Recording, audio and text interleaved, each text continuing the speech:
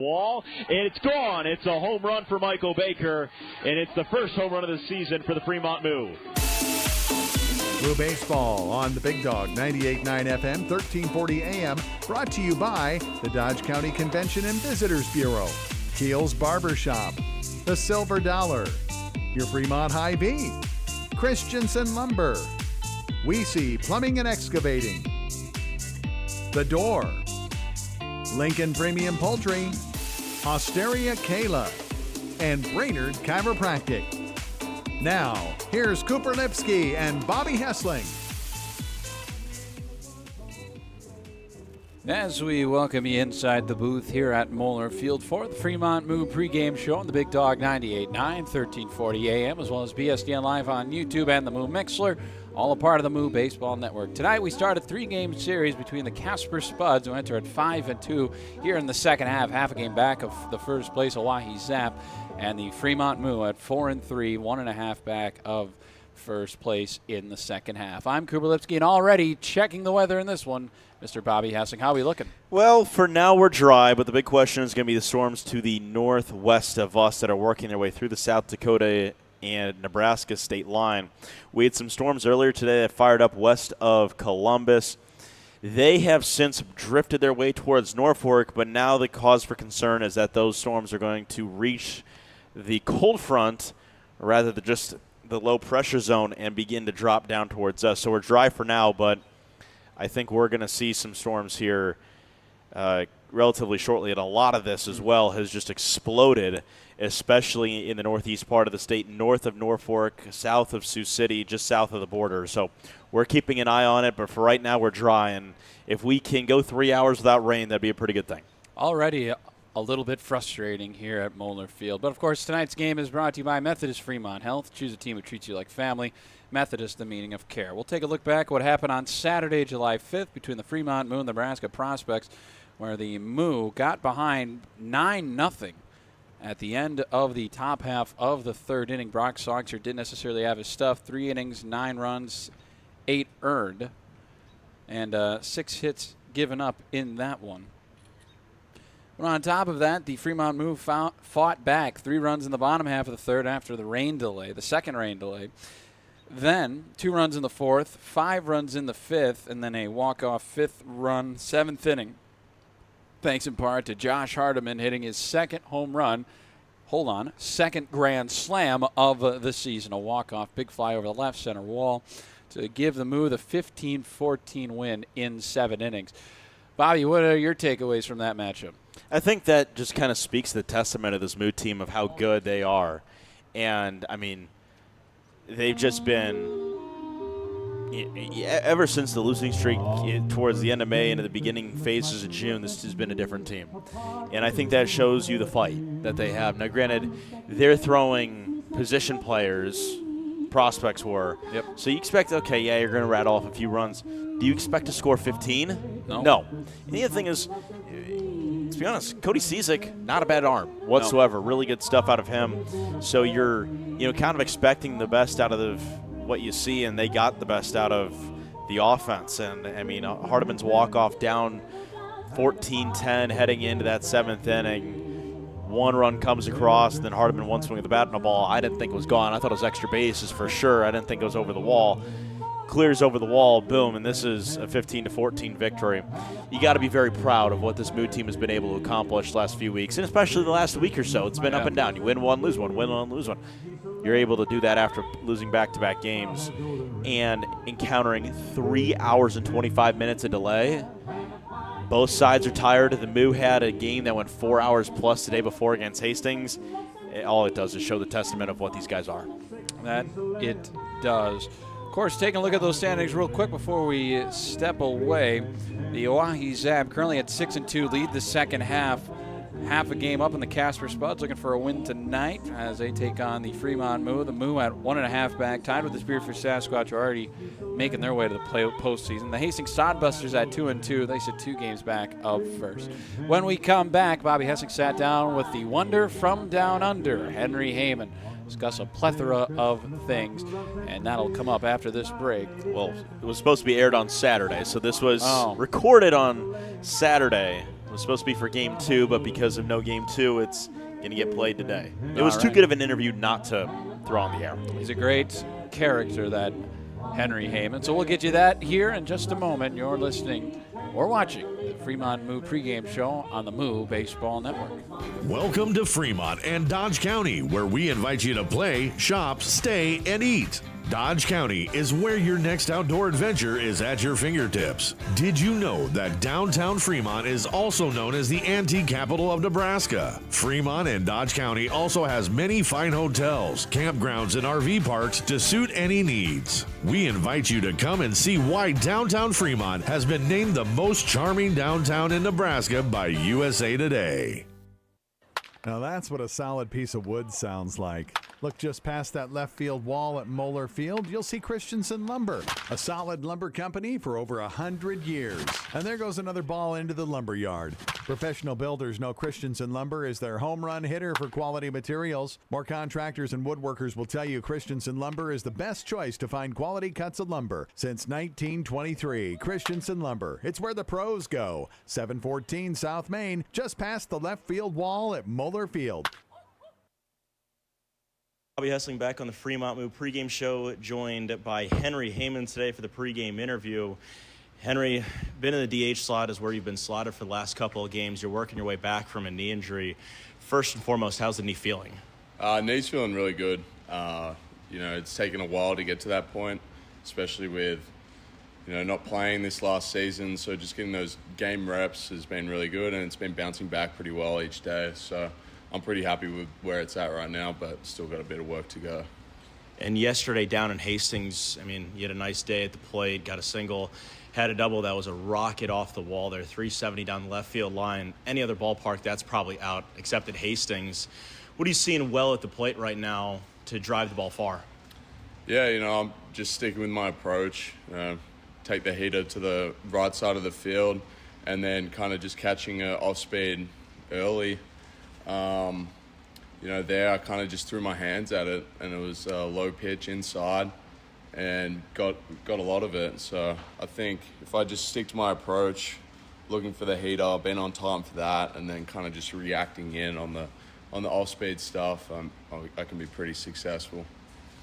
And the one thing you told me when you first joined with the Moo this season is it's all about live game speed, getting there. You don't really have a rehab assignment like you do in the major league level where you start in AA or single and you work your way up. This is just, you have to go with the cages and then you have to go on field. Do you feel like you're finally getting the same swing that you had back before the injury? Yeah, definitely. I've spent a lot of time with the assistant coaches out there hitting in the cages before games, on our off days. Just trying to do as many drills as possible to get the feeling back of staying in my back leg, which is the bad knee that I did. It's kind of getting over that mental block of swinging and staying and pushing off that back knee. And so I think after these last month of swinging in the cages each day, I've gotten to that point where I'm not really thinking about it. I'm back to that swing I had before the injury and kind of moving on from that mental block of, the last time I'd swung before this season was in the game where I did the knee. So I think from where I'm at right now compared to a month ago, it's night and day, and that's been great help swinging with all those coaches and all the extra reps I've been able to get. Talk about the injury for the fans that don't know. What did you do to your right knee? How did it happen? And the mental struggle that it took on you and how you've been able to overcome that. Yeah, so last summer I was playing in the Prospect League for a team in Missouri, and I was swinging in a game. I smashed a ball, line drive off the left center wall, and I didn't make it out of the batter's box. My back right foot kind of slipped out, and my whole body weight came crushing back down on my knee. Torn MCL, meniscus, dislocated kneecap, so it was kind of the whole works. Ended up flying home to Australia to get that, have surgery on it. And then it was kind of just rehab and everything over the last 10, 12 months, getting back to where I was. So yeah, it was pretty tough, especially when, you don't play, you're in your kind of senior year and you think, oh, well, this might be it for me. So it was a big effort, a lot of motivation to get back out in the field. And now that I'm out there again, I'm as motivated as ever and ready to go. You mentioned they did go home for Australia for it. So you're born in Australia, raised Aussie. You have the Australian accent, everything with it. Bit of a uniqueness on this Moo team. Talk about growing up in Australia and playing baseball over there. Yeah, it's not a big sport. Everybody plays Australian football, rugby, cricket. So I was kind of like speaking to friends back home. It's like they're like, "Oh, you play baseball? That's a little odd." But I think once you're in the community in baseball in Australia, it's really great. All the guys that have gone overseas end up coming back home. So you're learning from all these people that have played minor leagues, major leagues, college ball at high levels, and they're all coaching you growing up. So you really do get the best opportunities and the best training and coaching to move forward. And a lot of those guys have contacts that can help you out, make that jump from Australian baseball over to college baseball. So, yeah, it was really good. How did you become a fan of baseball in Australia? You mentioned it's not a very big sport. Was it, you were watching something on TV back here in the States? I know there's the Australian Baseball League that's over there. What was it? Yeah, I think it was when we were younger on ESPN, they'd play 1 or 2 MLB games a week. So my dad and I would watch those. And then my dad found out there was a local baseball club down the road from me, and they had this come and try day when I was about 13. And he was like, "Well, you're good at cricket, so I reckon you'd be pretty good at this. You should go down and try." And went down and absolutely loved it, and kind of took off from there, playing for the club teams, state teams, ended up playing for an Australian team. So yeah, it went pretty well. Who was your favorite major league team growing up, or if you didn't have a team, who's your favorite player that you enjoyed watching the most? Favorite team is the New York Mets. It's the first game my dad ever went to, so that's kind of where that stems from. And then favorite player, I don't know. It's going to be bad saying this, but watching Jeter play when I was younger, I was a shortstop. That was kind of pretty cool to see. So even though he's on the Yankees, the crosstown rivals, but he was such a legend of the game, so yeah. You mentioned you played cricket, and then you did it with baseball as well. Talk to the people that are not familiar with cricket and don't know how it relates to baseball. What are the biggest similarities between the two and the differences between the two? Obviously, we use a wood bat, but it's more like a paddle. And with cricket, it's not so much hitting it, like trying to swing as hard as you can. It's more about timing. So when you're batting in cricket, it's about timing the ball and making sure that you're hitting the ball with the sweet spot of the bat every time. So I think that translated really well to my baseball game, where it's also timing and swinging it hard. But because I had that timing down, I could, just ramp up the swing a little bit more, and the timing and the swing speed go hand in hand in baseball. And it's kind of worked out pretty well for me. But apart from that, it's similar game, but it's pretty different as well. They bounce the ball at you when they bowl straight arm. It's an oval field. You can hit it wherever you want. But yeah, there's definitely similarities. And with that as well, how do you come from Australia playing baseball over there to now playing baseball in the States, and you go to school at Akron? Walk me through the journey from coming from Australia, foreign country, and now you're here playing ball in the States.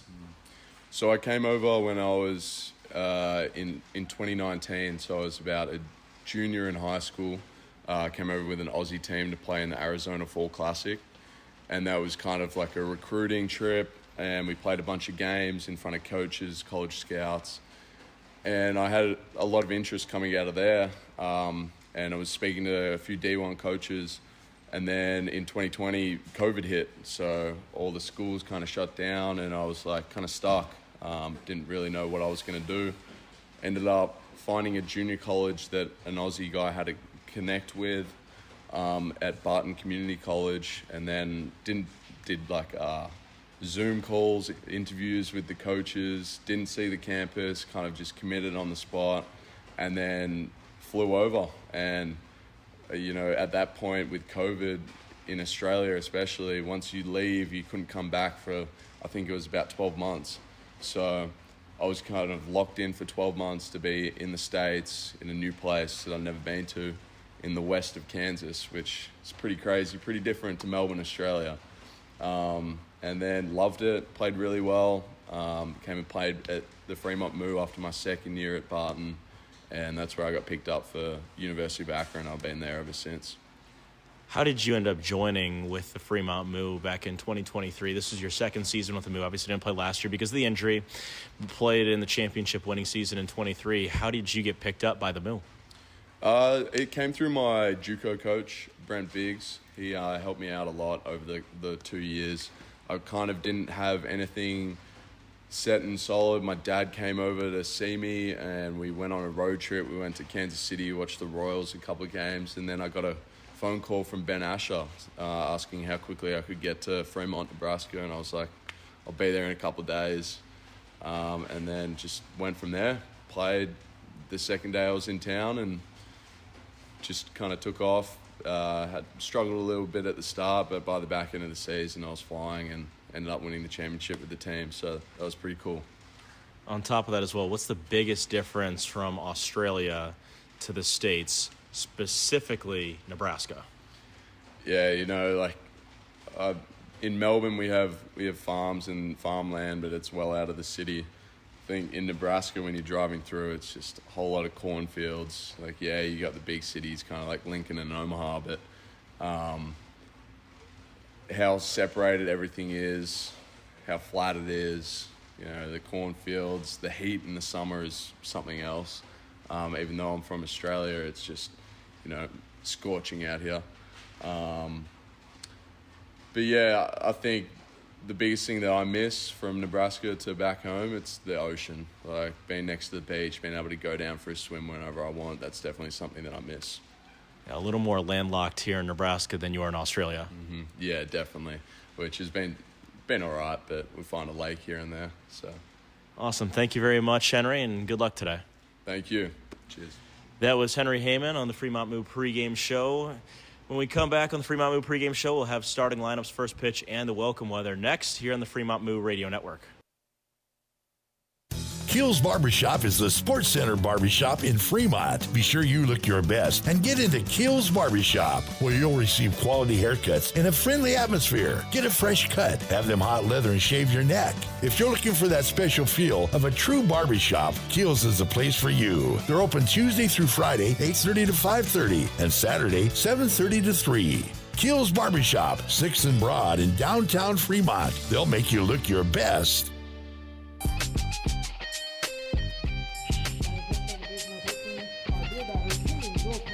Back here on the Fremont Moo pregame show. I'm Kablowski, he's Bobby Heston here on Big Dog 98.9, 1340, as well as BSDN Live on YouTube, all part of the Moo Baseball Network. Take a look at the welcome weather brought to you by the Dodge County Convention and Visitors Bureau, welcoming you to Moeller Field, where the temperature is currently 84 degrees and cloudy outside. Temperature feels like 84. Wind out of the south going north about 4 miles per hour, so it'll be blowing straight in from center here. Sundown at 9:01 p.m. There is a chance of rain in the forecast. It says expected potentially 0.65. Now that's inches. 65 inches of rain. Of course, that could come at 8 o'clock, 9 o'clock, 10 o'clock. It says at 11 and 12 there will be rain in the forecast. On top of that, the field conditions brought to you by Keel's Barbershop to keep your hair looking good for the best haircut around. It's top of the Keel's 88 West, 6th and Fremont, where looking pretty good. Haven't played on in a couple days. Got it all sanded, got it all leveled. It'll be a perfect field for playing a baseball game here tonight. A whole lot of baseball games coming up. We've got 15 games in 15 straight days. I believe about 12 of those all at home. So here until first road trip next week. But teams ready to rock and roll, lining up for the national anthem. When we come back, it'll be time to rock and roll here from Moeller Field. You're listening to the Fremont Moo pregame show on the Moo Baseball Network. Find your purpose with work that matters. Methodist is hiring for clinical and non-clinical positions throughout our health system. Join a team that's making a difference and take advantage of a range of benefits like medical, vision and dental, flexible scheduling, and tuition assistance. To find all of our opportunities and apply online, go to bestcare.org/jobs. That's bestcare.org/jobs. Methodist, the meaning of care. Fremont Hy-Vee is proud to sponsor local sports, and they know that you fans love your meat. Hy-Vee has all your favorites at the best prices right now. Hy-Vee Choice Reserve Steaks. Always low prices on your favorite flavor of brats. Boneless, skinless chicken breasts, chicken grillers, America's pork chops for the grill, and the best cuts of salmon and seafood. Shop online right now. Go to HyVeeIslesOnline.com and place that order. Your Fremont Hy-Vee. Proud to be a part of local sports. Trust your heart to the team at Methodist for expert cardiac care that makes a life-changing difference. From specialized testing and imaging to comprehensive surgical options, including the most advanced procedures, we provide the personalized care that you expect from the Methodist name. Learn more about our heart and vascular care by visiting bestcare.org/heart. That's bestcare.org/heart. Methodist, the meaning of care.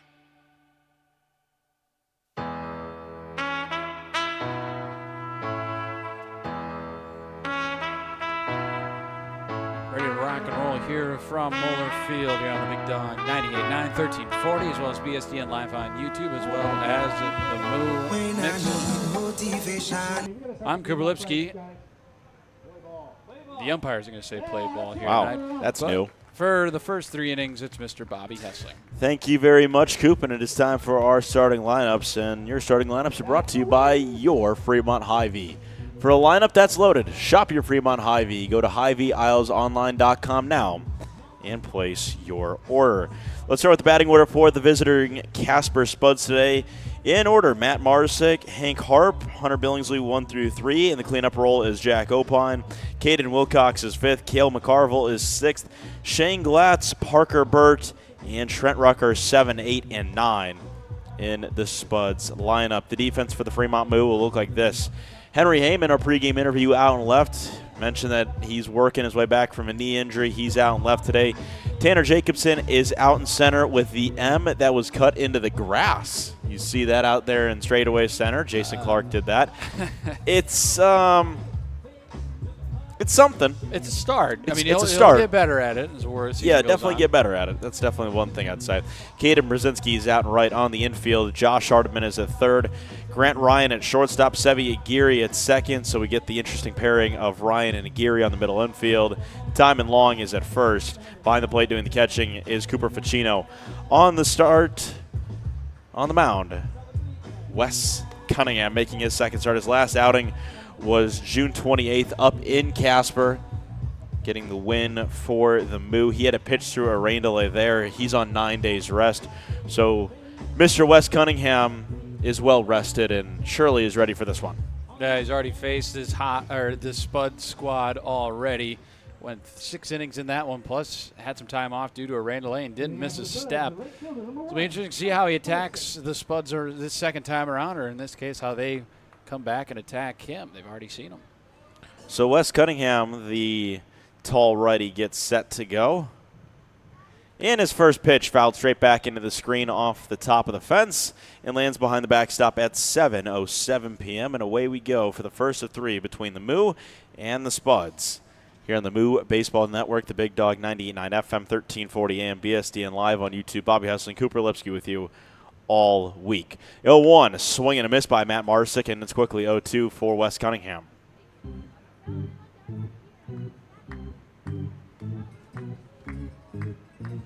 One thing we are watching will be the rain. I have the radar pulled up, and Coop, you usually know that's the sign of something's going to be coming our way. 0-2 misses down and in, and it's 1 ball, 2 strikes on Marsick.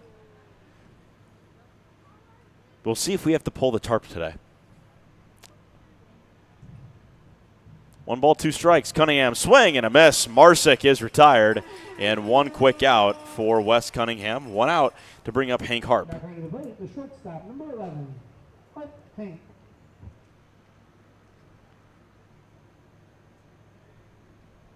That big thing for Wes Cunningham, and we know this all too well, is the efficiency that he has on the mound. What is he able to go out and do and attack these Spuds hitters? First pitch to Harp is A called strike. It's 0-1.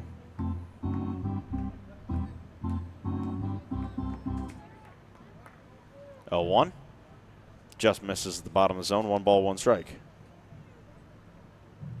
For him, he'll be going to Southern Arkansas, Magnolia, Arkansas in the fall. One of those great American Conference clubs. 1-1 hit in the air into right center field. That ball will get down, splitting the defense between Brzezinski and Jacobson. Holding up at first is going to be Hank Harp, and it is a 1-out single. First base hit of the ball game for the Spuds. And it brings up Hunter Billingsley. I probably should have warned you about Hank Harp. Ever since joining the Spuds on July 2nd, he's had 3 of his first 5 games be multi-hit games. He's also collected 4 RBIs in that span. He's been a hit machine ever since he got here. First pitch is a called ball, missing low on Billingsley, the left-handed bat, and it's 1-0.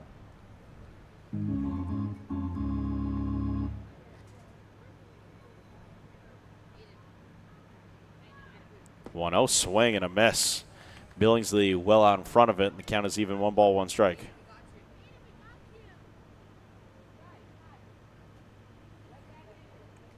Runner at first and 1 away for Billingsley. 1-1 from Cunningham. Chopped on to the right side of the infield. That hit the runner. Harp is going to be out on the ball hitting him, but Billingsley is going to be safe, and there are now 2 outs in the inning, and it brings up Jack Opine. Tough play for Harp right there. Just hits him right on the feet. He's trying to get to second, and he's out there as the ball just clips him. How did they mark that in the book? Interference? Out on interference? Or are you saying how does Billingsley reach? Is that a hit for him, or is that a fielder's choice? Well, it should be a hit as the first pitch. Misses for a ball. Remember, Nick Weedy was upset in Spearfish. That's right. Because he's like, that should be ruled a base hit.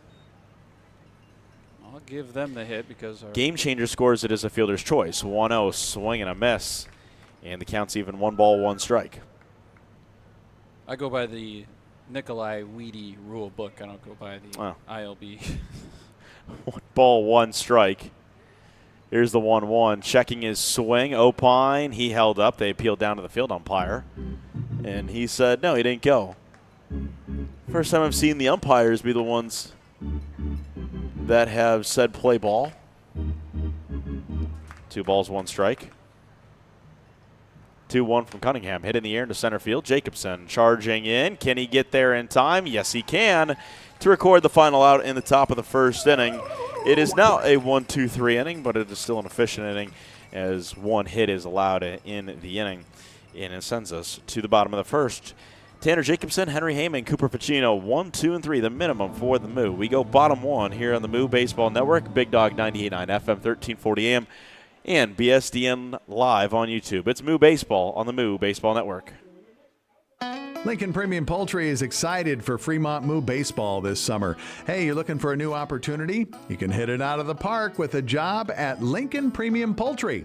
With a fantastic culture, great pay and benefits, and room for growth, Lincoln Premium Poultry is one of Fremont's best destinations for summer fun and employment. Just go to LincolnPremiumPoultry.com right now and check out all the job opportunities available. We target cancers with precision technology. We save lives with advanced heart procedures.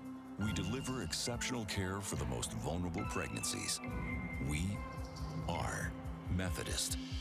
With a reputation built on generations of trust, our passion is shaping the future with innovative treatments, the newest advancements, and the compassion you deserve. Our greatest impact is your healthiest life. Methodist, the meaning of care.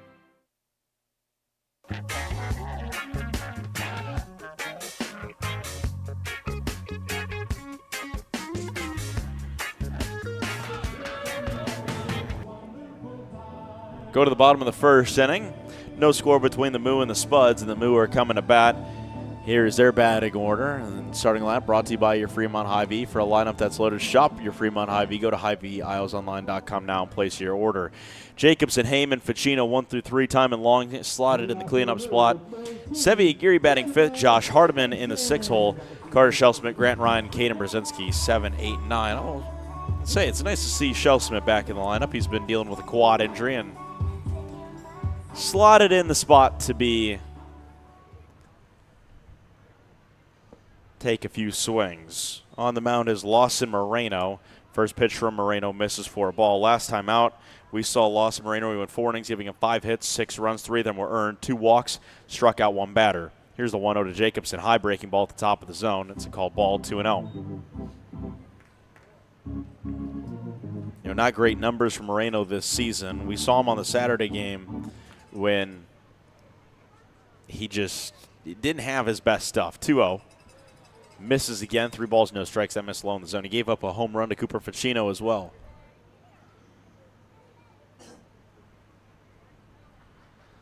Three balls, no strikes. Here's the 3-0. Called strike on the outside corner. It's 3-1.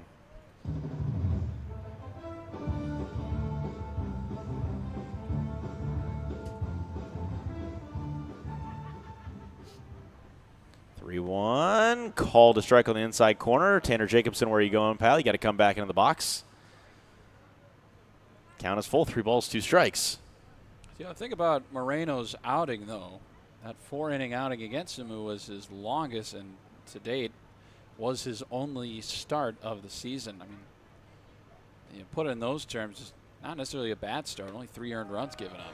3-2, swing and a miss. Jacobson down on strikes, and it's the first strikeout of the ball game on either side, and it goes to Lawson Moreno. Number 16, Henry Haymon.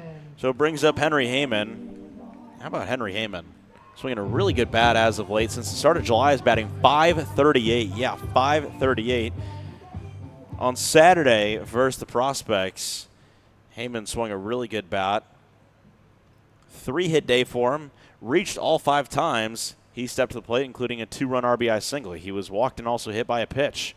And then in Hastings, on the 4th of July, really got good wood on a baseball that he sent out all the way to the wall. It was 370 out there, so it's a home run almost every other ballpark.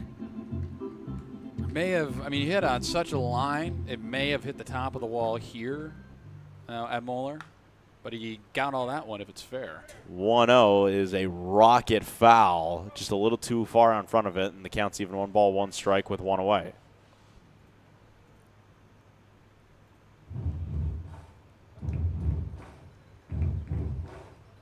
Because it's 290 to left here. 1-1, skied right side of the infield, drifting foul, and making the catch right in front of the screen for the second out. Now coming to play the catch, number 26, Cooper. And it brings up Cooper Ficino.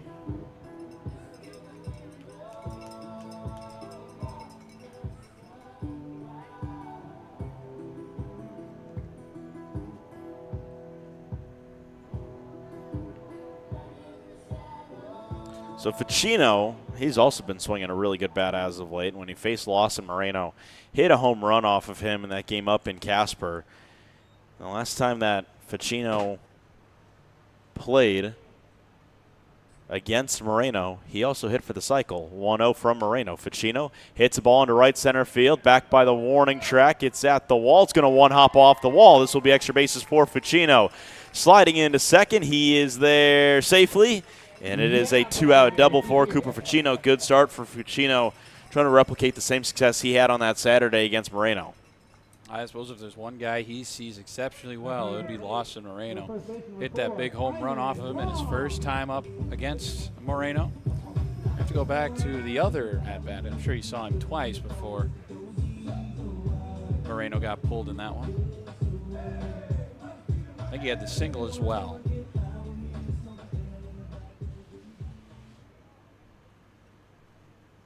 Timon Long comes set. And the first pitch to Timon Long at the plate. That skips by Timon Long. He's trying to say it hit him. And the home plate umpire is saying no, it didn't. So Timon Long gets another crack at it, and it's 1-0.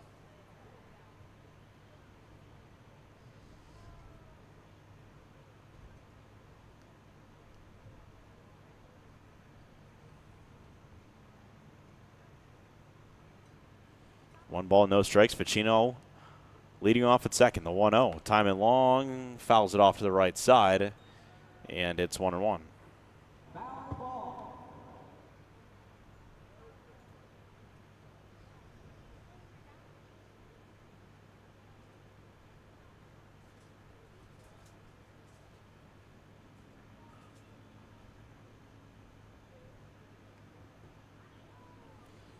1-1 from Moreno. Timing long, well out in front of it on the breaking ball. Swing and a miss for strike 2. Good pitch from Moreno, and you can tell that Timing long was expecting that thing to probably be maybe a fastball or something like that. Was not expecting off speed. 1 ball, 2 strikes. Timing long looking to deliver.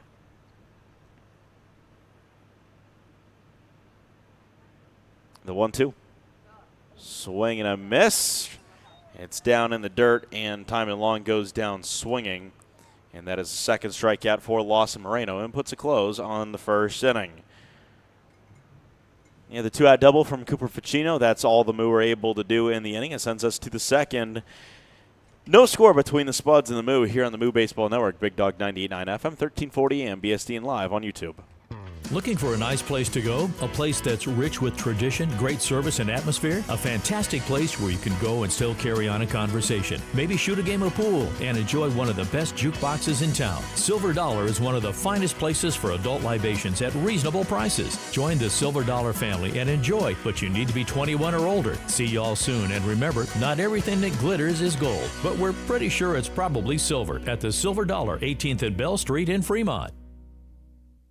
Gentlemen, here at Weesey Plumbing and Excavating, our customer's duty is our duty. Yes, Drill Sergeant. Now, you're Fremont's finest, and I want you people-pleasing plunger wranglers to remember here at Weesey, we don't stop fighting clogged drains, low water pressure, frozen pipes, until our residential and commercial customers are smiling. Am I making myself clear, you toilet snake and sink suckers? Yes, Drill Sergeant. Now, our customers will find us in Fremont, on Facebook, and online at WeeseyPlum.com. Weesey Plumbing and Excavating.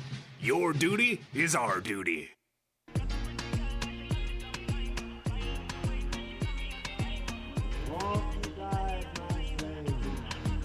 Bring ourselves to the second inning. No score between the Spuds and the Moo. Wilcox, McCarville, and Sean Glatz are the 3 to bat for the Spuds here, and the second no score. As Wes Cunningham is back out for his second inning of work. Warming up to Rudolph the Red-Nosed Reindeer. Yeah. How many times are you going to be able to say that? I suppose only in one place, really, and that'd be the Southern Hemisphere. You play baseball in Australia, of course. You know, the interview with Henry Haymon was recorded on Saturday. First pitch comes in, and it's going to miss high in the zone to Caden Wilcox for ball 1-0. So it wasn't today, and we weren't even scheduling to air it today, but I'm curious. You have to celebrate Christmas when it's sunny and warm down in Australia, right? Yeah. 1-0 hits the zone for a called strike. It's 1-1. So I'm very curious. How does Australia Christmas work or even look like? 1-1. Catches the inside corner for a called strike on Wilcox. It's 1-2. I know they still have the pine tree and everything, right? But there's kind of an air of caution because those big spiders you hear about love those trees. 1-2 runs inside and hits Wilcox. Breaking ball broke a little late on Cunningham. Wilcox hit by a pitch, and it brings up McCarville. Now coming to the plate, first baseman number 22, Cale McCarville. I knew an old baseball coach who spent time in the Australian League, and I asked him about it. He said, yeah, you know, it's basically like the 4th of July, just with a giant Christmas tree sitting around because it's warm down there, and, you know, they party by the pool. First pitch to McCarville, hit into right center field, dropping in front of Brzezinski. Puts runners at first and second as Wilcox is held up at the second base bag.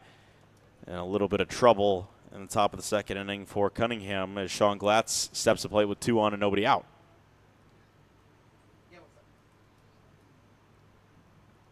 But in baseball, quick plays win games, and in health, quick action can save lives. When it comes to stroke, every minute counts. Learn to spot the signs and act fast. Face drooping, arm weakness, speech difficulty. Time to call 911. Don't wait. Fast action can mean the difference between recovery and lifelong disability. First pitch, a called strike on Sean Glatz as it drops into the zone, and it's 0-1. Big series on both sides between the Moo and the Spuds, and obviously won't be a playoff matchup. 0-1 chopped on a second. Aguirre flips it on to Ryan for 1. Ryan over to first, goes a little wide of the bag and safe at first, not able to get a clean pick as time and long. So runners are at the corners now with one out. That would have been a huge double play, but the throw from Ryan a little offline. Heck of an effort, though, from the middle infield. It's a bit of a newer look seeing Aguirre flip it on to Ryan. So the guys are not on the same page right there. But it almost looked like they were. It was just a throw from Ryan a little wonky. Yeah. That was big for Long to get off the base like that. Well, that's also the difference of a run scoring. Yeah. First pitch to Parker Burt's a ball. It's 1-0.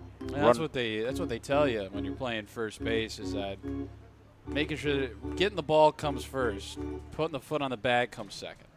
1-0. Hit in the air to right field, dropping down the line. This ball will go foul out of play. And the count is even 1 ball, 1 strike. I'm going to be honest, even if Timon Long had a better chance to make a play on that ball, I would have let that thing drop foul. Yeah. Because then you're going to have Wilcox probably score from third since Long's back is to the plate. 1 ball, 1 strike, runners at the corners with 1 out. No score between the Moo and the Spuds here in the top of the second inning.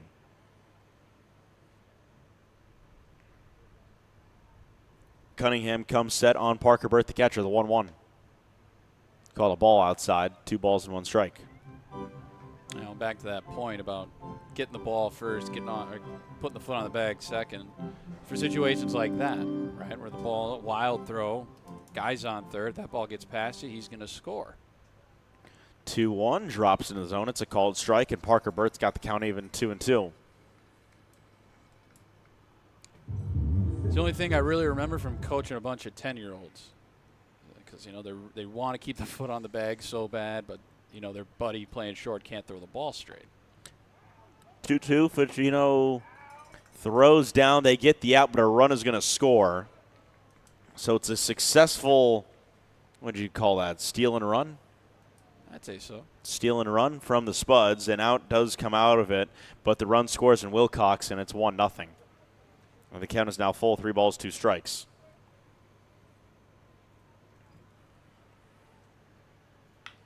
Three-two down the line. It's off the bag. Hardiman can't play it. Ryan is the one that has to field it, and Parker Burt's going to hold up at first for a 2-out single.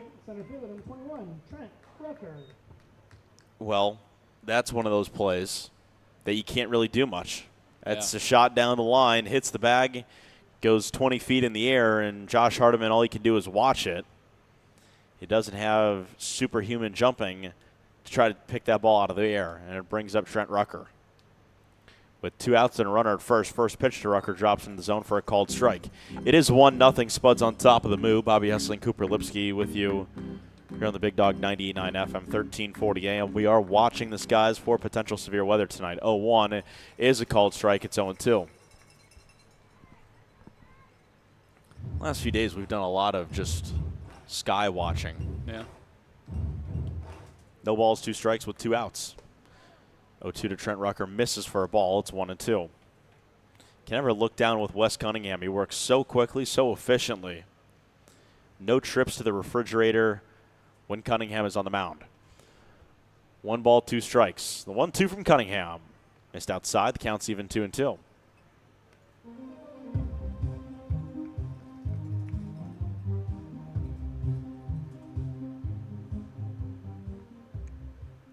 Cunningham comes set 2-2 once more. Swing and a miss. Nasty breaking ball from Wes Cunningham.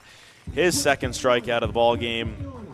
And that ends the top of the second inning. However, a run does score for the Spuds. Caden Wilcox scores.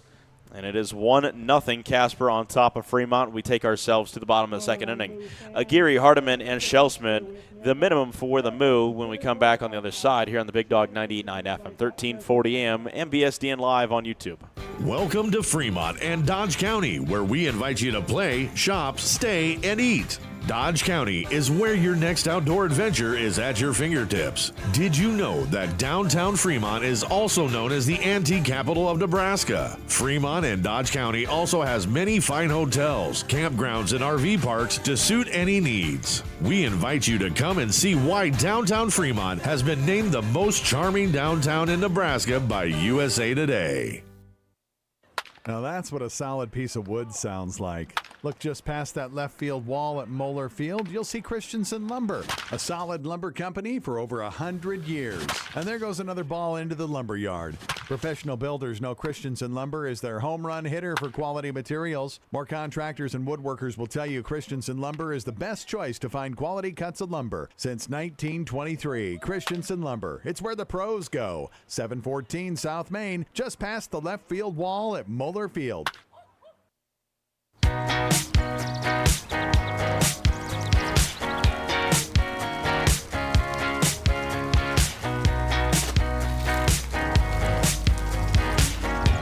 Bottom of the second inning.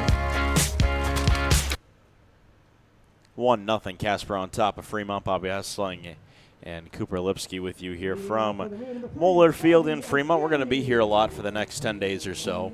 Not on the road until July 16th, where we'll be in Oahe as Sevi Geary steps to the plate and will lead things off in the bottom of the second inning. It'll be fun to go back up to Pier. Talked about those chicken wings a couple weeks ago. Yeah. Those are really good. Nice hotel as well. First pitch to Geary misses inside for a ball. It's 1-0. Yeah, you're right. Really good food they had up there. That wing spot, I don't remember the name of it, but that wing spot was really, really tasty. 1-0 misses high on a Geary. It's 2 balls and no strikes.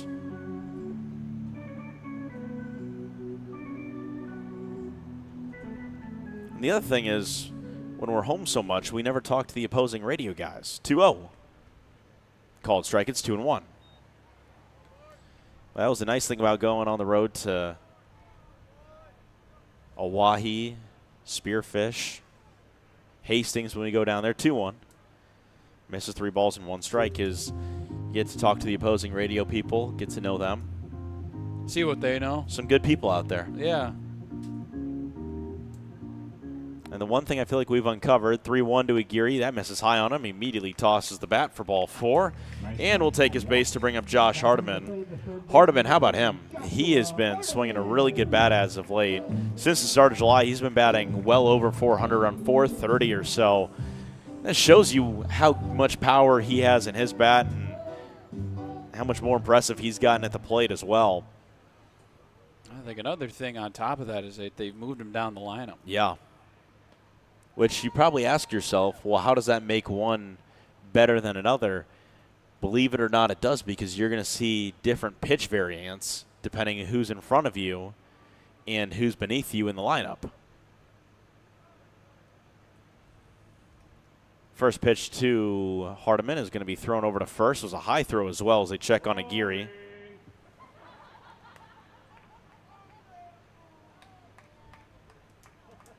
One 1-0 Casper on top of Fremont. Moreno comes set. Are we going to see the first pitch to Hardiman?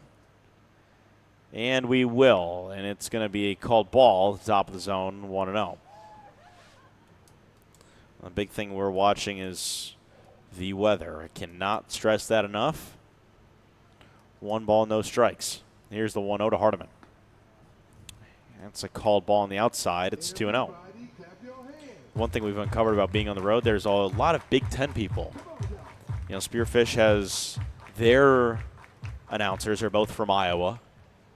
Oahe has one of their announcers from Indiana. That's grounded onto second base through the legs of Wilcox into right center field. And Hardiman will reach safely on the E4, and 2 are on with nobody out. Now coming to the plate, your designated hitter, number I don't think it took a funny hop. I just don't think Wilcox gloved it correctly at all. No, I think he was expecting a bigger hop. We got down on the knee and just kicked late on him. Not necessarily a big hop, so I rescind that comment, but I think there was we've been over there at that second base. We know how it's uneven and whatnot. Yeah, the ball tends to die over there as well. Brings up Carter Shellsmith. Nice to see him back in the lineup. First pitch to Shellsmith.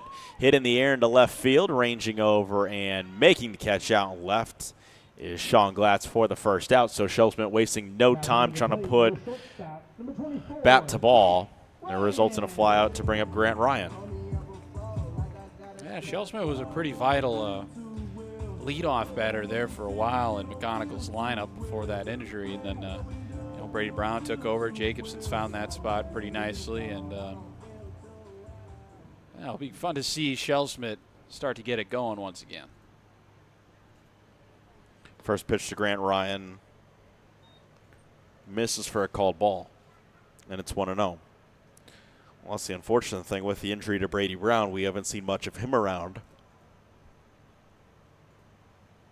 Plenty of guys we're always looking forward to see back. Moreno sets. Here's his 1-0. Skips into the dirt to Grant Ryan, and the count's going to sit 2 balls, no strikes, 1 away here in the bottom of the second inning. It's 1-0 Casper on top of Fremont. The Moo do have 2 on with 1 away, however. And you got Brzezinski in the 9 spot, a little different here tonight.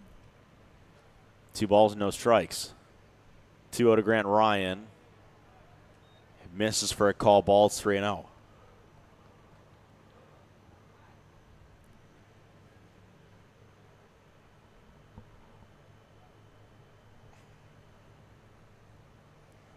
Three balls, no strikes. Moreno set at the chest, and the 3-0 home to Ryan is a called strike.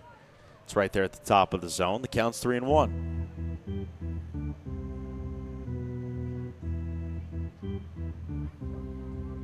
I think if you're Grant Ryan, just advancing the runners 90 feet puts you in a really good spot with 2 outs.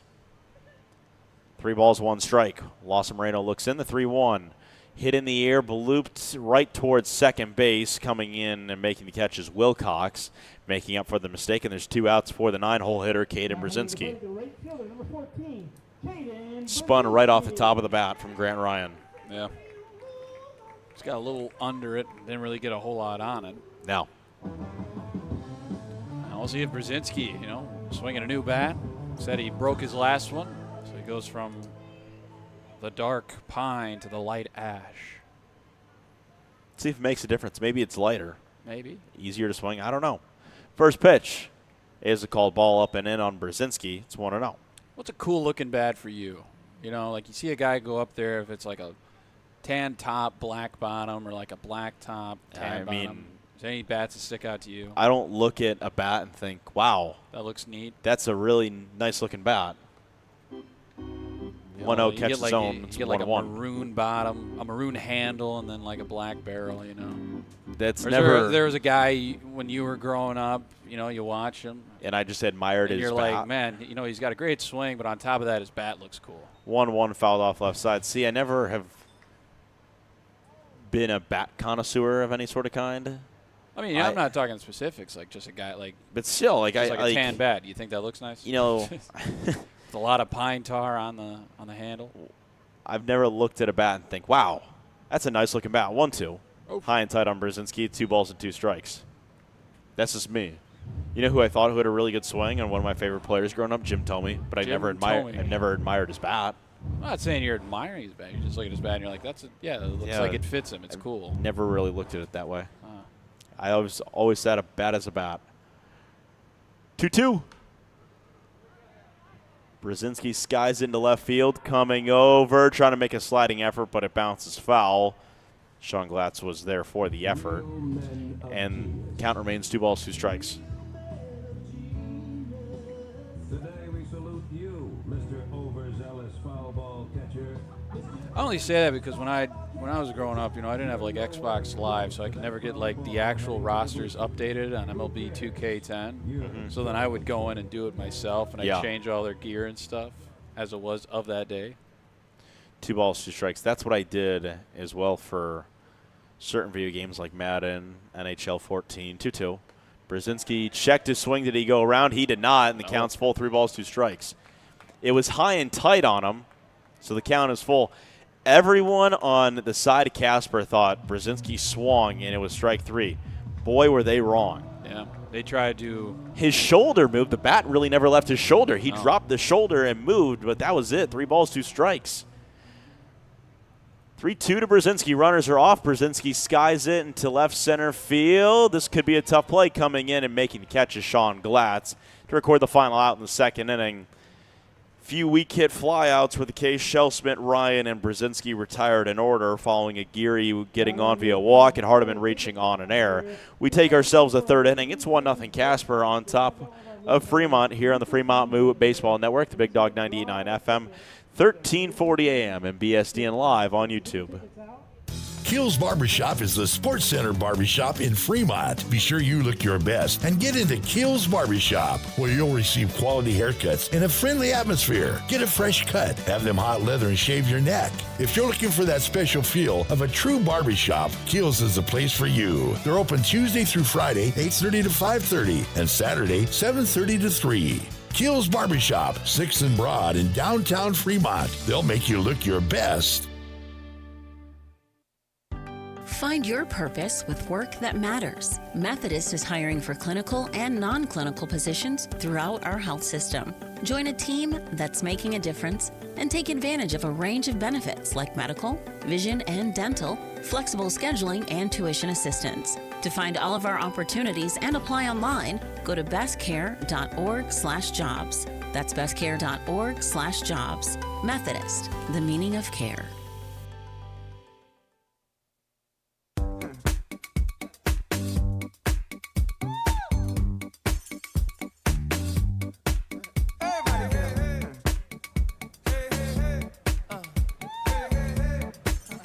Back to the top of the order we go for Casper. Matt Marsick, Hank Harp, and Hunter Billingsley, the minimum here in the third inning. 1-0 Casper on top of the Fremont Moo. Some of the clouds from some storms are slowly drifting their way in, so cloud cover is becoming to overtake us here at Moeller Field as the first pitch is a called ball inside from Wesley Cunningham to Matt Marsick. Marsick was fanned via the strikeout, first batter of the game. 1-0 from Cunningham. Catch the bottom corner of the zone. It's 1-1. It looks like it's gotten darker once again. It has. Nothing is, I would say, within 20 miles of us, so that's good news. 1-1. Catch the zone for a called strike. It's 1-2. Now you look out right above us here at Moeller Field, blue skies. You look off to the south, big white clouds to the south. Not much out towards the east. 1-2. Misses, and the count's even 2 balls, 2 strikes. We obviously can't see what's behind us, but I can only imagine it's not a pretty sight. 2 balls, 2 strikes. Cunningham comes set, and it's a called ball on the outside corner. The count is full 3-2. Try to rush it, get to 5, and then or 4.5, and we'll work from there. Well, hopefully we get to 5. Michael Baker's supposed to be in the booth.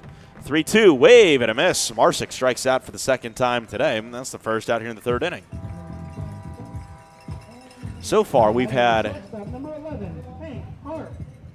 Shellsmith up here, Nick Weedy up here, and now Michael Baker. Yeah, we'll see if Chico's got it. We'll see if Chico's got it. Crazy, we're running out of time up here. We only got about 20 games left. 19, something like that. So it brings up Hank Harp. First pitch. Misses away, and it's 1-0.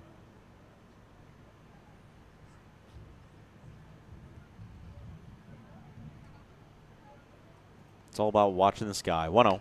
Harp chops it foul left side. Casper, third base coach, couldn't field it. Hit his hands, too. You got to field that. I don't know, man. It's just the rule. 1 ball, 1 strike. The 1-1 from Wes Cunningham. Hit in the air. Right over the head of Sevi Aguirre at second. Drops in front of Brzezinski for a 1-out single.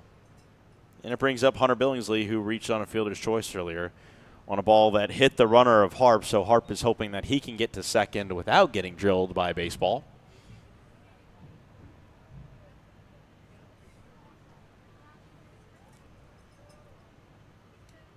Cunningham comes set, runner at first. First pitch, call outside a ball. It's 1-0.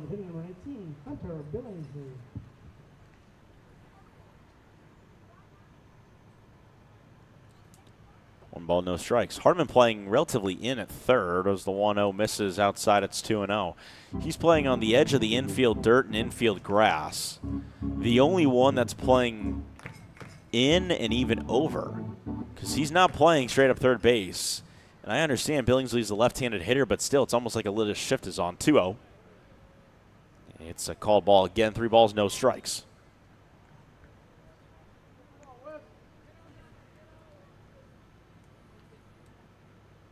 Cunningham comes set the 3-0. Called a strike. Checking his swing was Billingsley, and it's 3-1.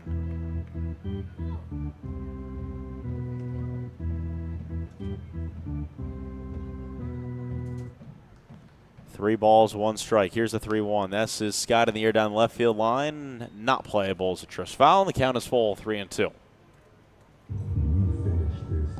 This is a little new for Cunningham as well. Someone not a typical starter. We've seen him out of the bullpen plenty of times where he has just been absolutely lights out.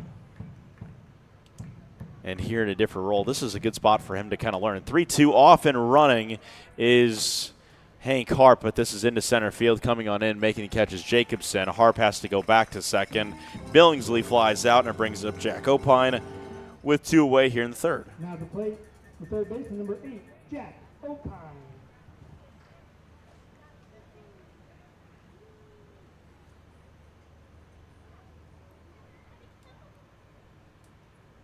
Opine flew out to center his first time up. Hank Harp off and running, kind of stumbled. Aguirre is there.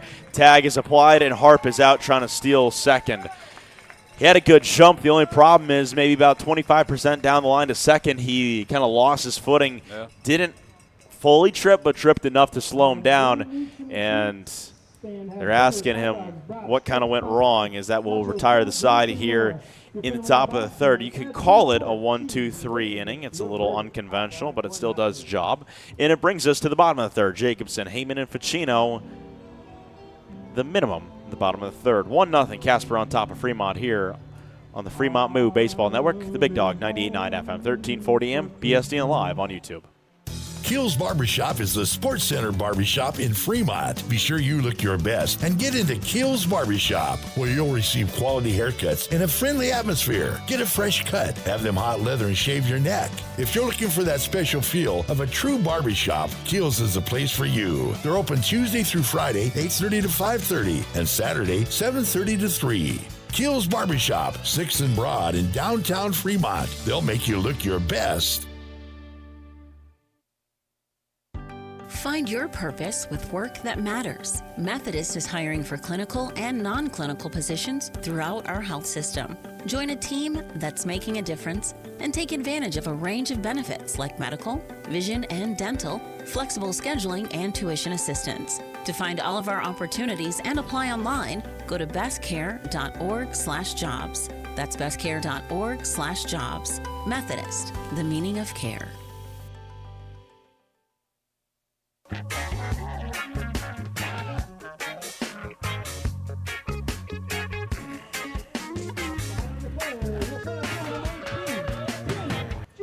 Going to the bottom of the third inning, Tanner Jacobson back up to the plate, second time today.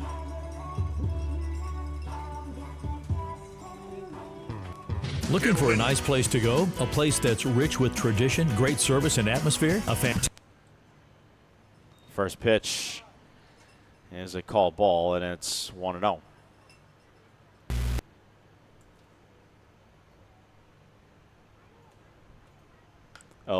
Scott in the air by Jacobson into center field. Over is Trent Rucker. He will make the catch, and 1 away here in the third inning. Brings up Henry Haymon, who popped out to the catcher Parker Burt last time up, and we've said you really have to love what he's doing at the plate right now. Yeah. Arguably the hottest hitter on the team since the month of July started. First pitch, Haymon skies the ball, almost same exact spot, except this ball will go foul, and it lands in the tree and rolls down one of the tree branches out of play. It's 0-1. No balls and 1 strike for Mr. Henry Haymon. 0-1. Inside, 1 ball and 1 strike. It's a bit of a coaching mix-up as well for the Moose side. Connor McGonigal, first base coach Jason Clark, is at third base today. 1-1. Misses for a ball. It's 2-1. I think that's intentional. I believe so. Because, he was, once McGonigal got ejected from that one game, they put up 10 runs in an inning. It's possible. 2-1. Haymon watches it hit the dirt for ball 3. And then on the other night. Put up 5 runs. Or 5 runs to win it, to walk it off. Clark was at third in that one as well. 3 balls, 1 strike. Here's a 3-1 to Haymon. It's inside for ball 4. Haymon was hesitant, same way I was. It's a 1-out walk to bring up Cooper Ficino, who already has a double today. Somebody who sees Lawson Moreno very well. But just a reminder that this inning is brought to you by Methodist Fremont Health. Choose a team who treats you like family. Methodist, the meaning of care. So Ficino looking for extra bases. Once again, with 1 away and a runner at first, they check on Haymon. Throw was a little wide. Getting back in time was Haymon, but heck of an effort by Cale McCarville to reach out and try to apply the tack down to Haymon, even though it was late, and make sure the ball didn't get to the backstop. Again, they'll check on Haymon. Oh, and he's out. They picked him off. Haymon was not back in time. And McGonigal wants a word with the field umpire. Henry Hayman's going to jog back to the dugout, and I think he just kind of wants the explanation of what did you see, how can you see when that tag gets applied to where his hand is. Haymon is out, and there's 2 outs in the inning. Appears the Grinch is here. And Cooper Ficino will wait for his first pitch. Yeah, the Grinch has arrived. And it's not Colby. First pitch, down and away for ball 1. Kidding. Obviously, Colby is not the Grinch. He's taking all the fun, you know. That's the thing. I don't know. That's what he does. He shows up. Haymon gets picked off. 1-0 to Ficino. Misses high and away. 2 balls and no strikes. That's not a good sign, is it? No, I don't know why you'd want the Grinch at a game. Is that a guy wearing a Packers Brett Hundley jersey down there? I'm not sure. 2 balls, no strikes. It is a called strike, 2-1 to Ficino. Give me the binoculars, please. I want to. Where is it? He's far right side of the bleachers, right up against the fence. Purple hat. Oh, yeah, definitely. That's a Brett Hundley jersey, isn't it? Yeah, that looks like it. It is. 2-1. Runs inside on Ficino. 3 balls and 1 strike. Now, the big question is, what is someone in Fremont doing wearing a Brett Hundley Green Bay jersey who started multiple games for the Packers in the 2017 season? I don't know. I would like to. Where'd he go to? 3-1. He went to UCLA for school. This is fouled off to the left side, drifting out of play, and it will reach foul ground. The count is full 3-2. Was that going to be a question? Where did he play college ball? Yeah. Yeah, UCLA. No, maybe he knows a buddy. I don't know. That might be – well, here's the thing. Jersey Day is going to be on the 9th of July. I'm going to walk in wearing a very obscene White Sox jersey, and I don't know which one yet. It'll be a surprise for Wednesday. 3-2 to Ficino. Grounded onto the third base. Picked over by the shortstop by Harp. Throw to first. Not in time. Ficino beats it out. It's an infield hit. And Ficino, 2 hits already through 3 innings, and it brings up time and long. Can we turn on Cycle Watch yet? Might be a little early. All he needs is a triple and a home run. He just needs the 2 hardest ones. Let's see if time and long can get into one here, huh?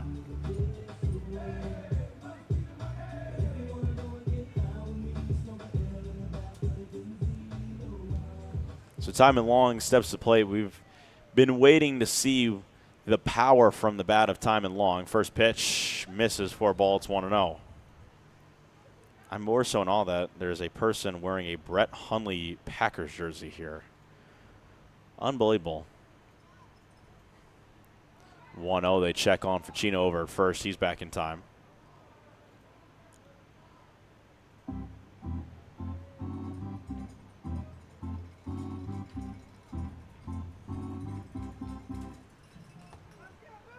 One ball, no strikes. The 1-0 to time and long from Moreno. Fouled off to the left side. The count's even 1 ball, 1 strike.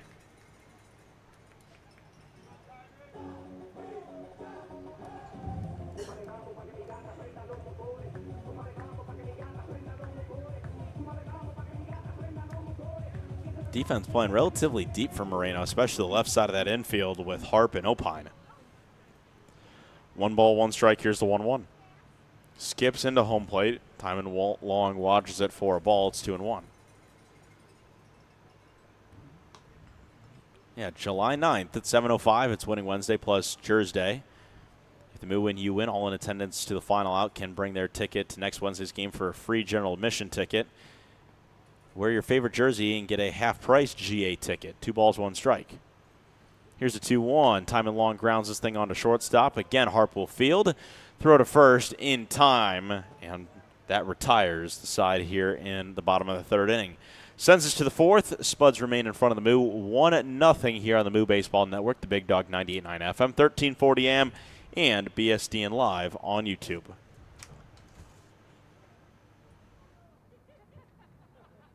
All right, Moo fans, it's into the 3rd. We've got another raffle ticket for our 9 innings of winning. This time we've got a Hot Works gift basket. Fremont Hy-Vee is proud to sponsor local sports, and they know that you fans love your meat. Hy-Vee has all your favorites at the best prices right now. Hy-Vee Choice Reserve Steaks. Always low prices on your favorite flavor of brats. Boneless, skinless chicken breasts, chicken grillers, America's pork chops for the grill, and the best cuts of salmon and seafood. Shop online right now. Go to HyVeeIslesOnline.com and place that order. Your Fremont Hy-Vee. Proud to be a part of local sports. Trust your heart to the team at Methodist for expert cardiac care that makes a life-changing difference. From specialized testing and imaging to comprehensive surgical options, including the most advanced procedures, we provide the personalized care that you expect from the Methodist name. Learn more about our heart and vascular care by visiting bestcare.org/heart. That's bestcare.org/heart. Methodist, the meaning of care.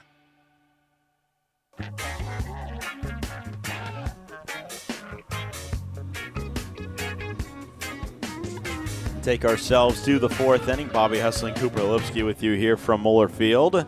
And for the middle innings, as always, 4, 5, and 6, Cooper Lipsky will take over. Well, thank you very much, Mr. Hessling.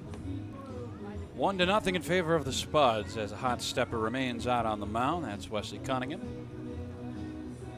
As we continue on through this one, trying to get it in before suspected rain comes later tonight. So that should be interesting.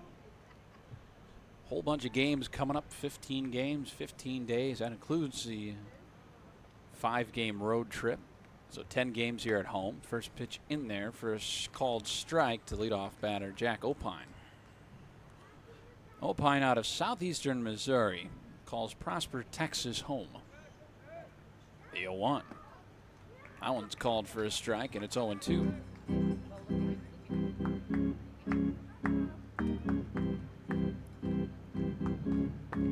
Opine flew out to center his first time up to end the first inning as Cunningham tried to get him to chase way out of the zone for ball number 1.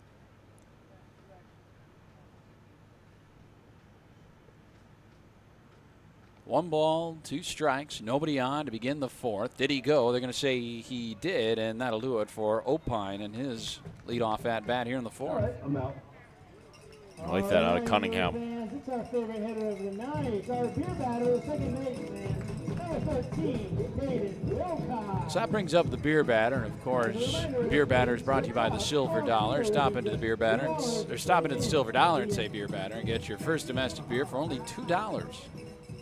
Caden Wilcox, second baseman, first pitch low and away, ball 1.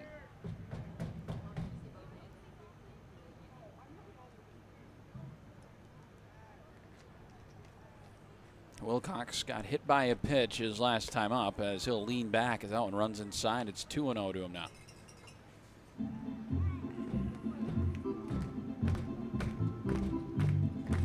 Two balls, no strikes. Pitch home from Cunningham.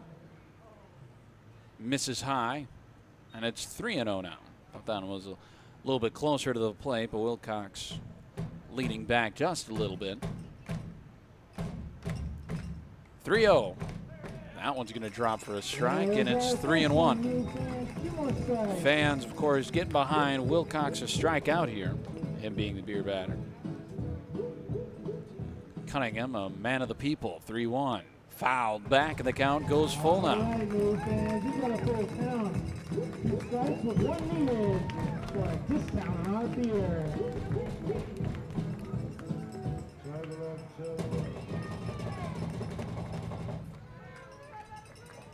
The 3-2. Hit in the air, left field. Haymon doesn't know where it is. Grant Ryan back on it as he backpedals his way to the second out of the inning. He's able to get under it. And that won't make the fans here happy. They'll take the out, but they want the discounted beer. It says, last call. Bartender, what do we got on tap? Well, here's Cale McCarville. Which, if I were to name a beer, I think McCarville would be a fun name. First pitch blown away for a ball. A McCarville Stout, McCarville Light, right? That doesn't sound too bad. No. 1-0, fouled off of the home plate umpire for strike 1, and we'll take our time here for a minute. He's all right. Tough as nails. Just kind of nicked him there on the shoulder off the foul tick. See him wince, but he was able to use his other arm to throw the ball over to Cunningham on the mound. But everybody okay, and the count 1-1.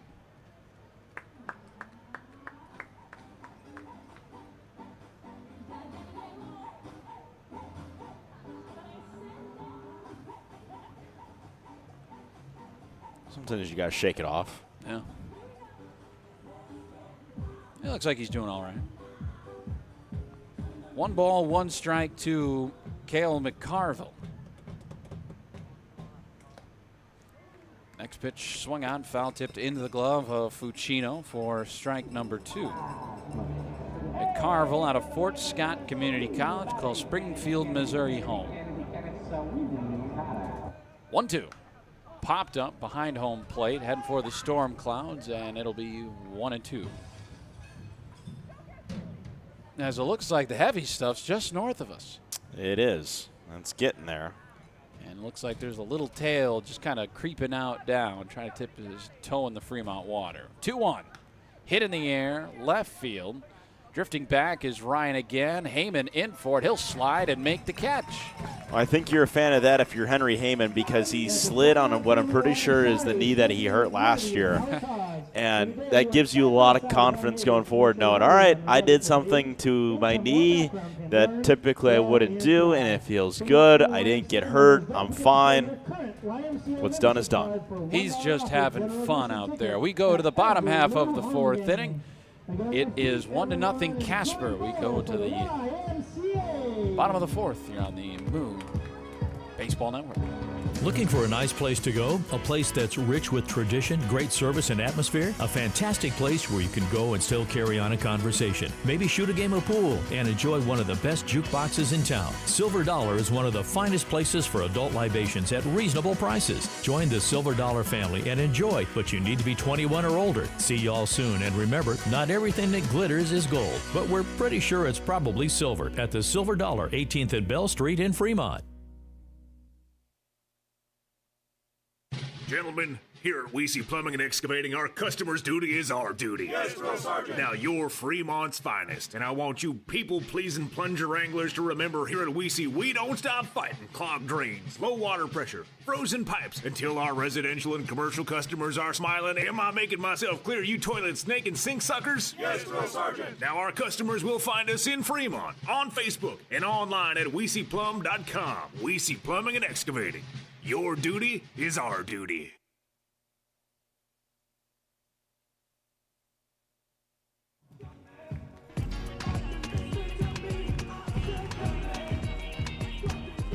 As we're back here on the Moo Baseball Network, hoping that the rain stays away. It's getting a little darker here from Moeller Field. I'm Kuberlewski, he's Bobby Hessling.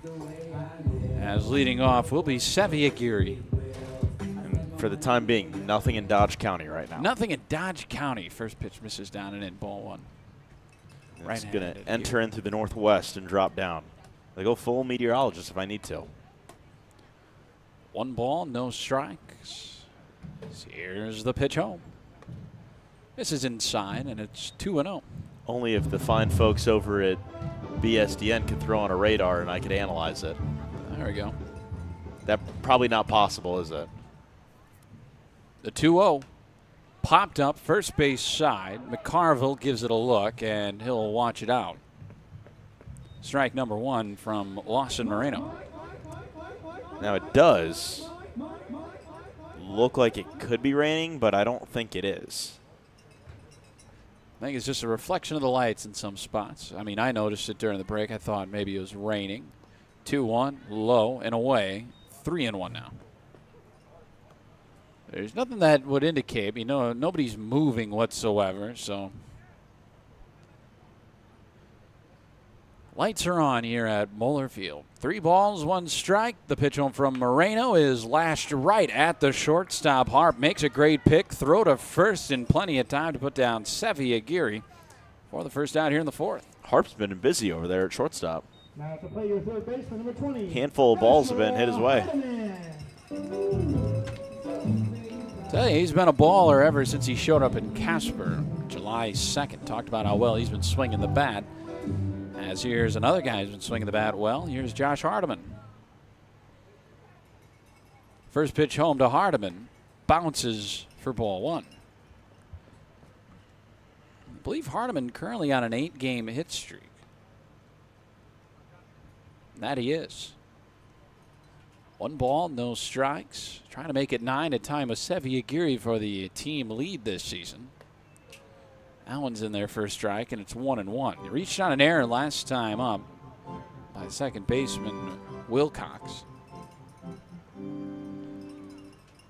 A 1-1 home to the hammer. Bouncing ball. This one scooped up by Wilcox again. The throw to first is a good one. No error this time on Wilcox. He'll record the second out of the inning. We're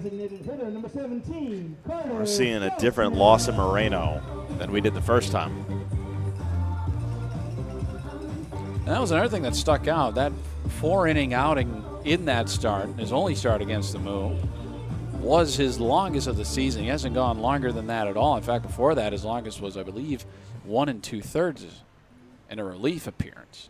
Shellsmith pops this one up, right field. Running in for it is Marsick. He'll make the catch, and down go the Moo. 1, 2, 3 here in the 4th inning.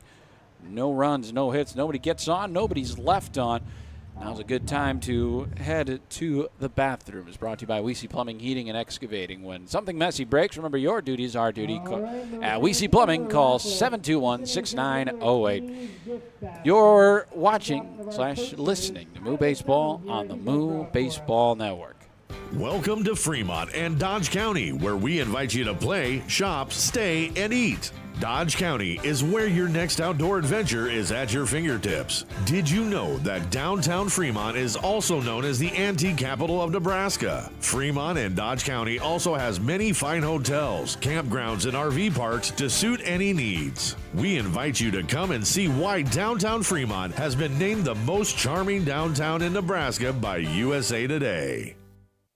Now that's what a solid piece of wood sounds like. Look just past that left field wall at Moeller Field, you'll see Christensen Lumber, a solid lumber company for over 100 years. And there goes another ball into the lumber yard. Professional builders know Christensen Lumber is their home run hitter for quality materials. More contractors and woodworkers will tell you Christensen Lumber is the best choice to find quality cuts of lumber. Since 1923, Christensen Lumber. It's where the pros go. 714 South Main, just past the left field wall at Moeller Field.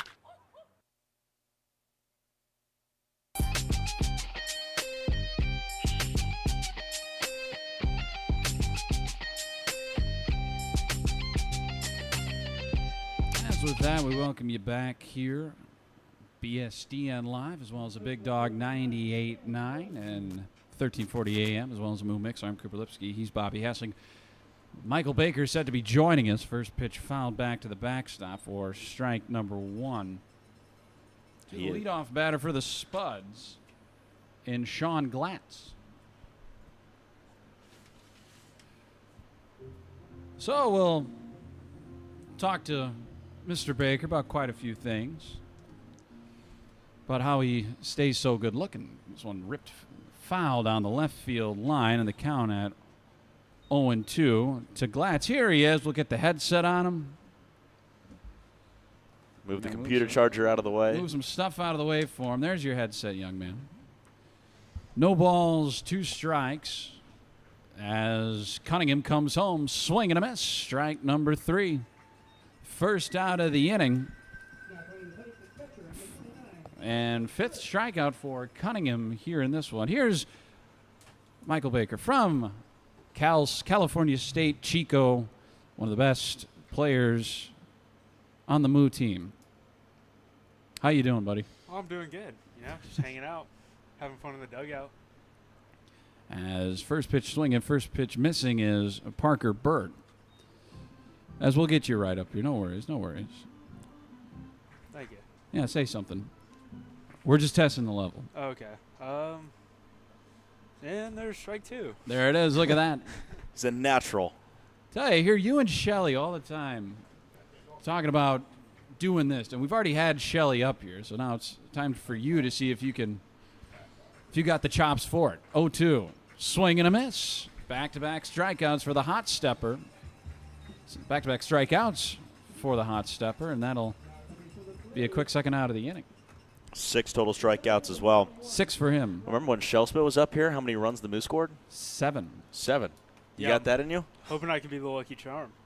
See, that was the thing, is that you were the one batting. Yeah. I believe you had an RBI in that.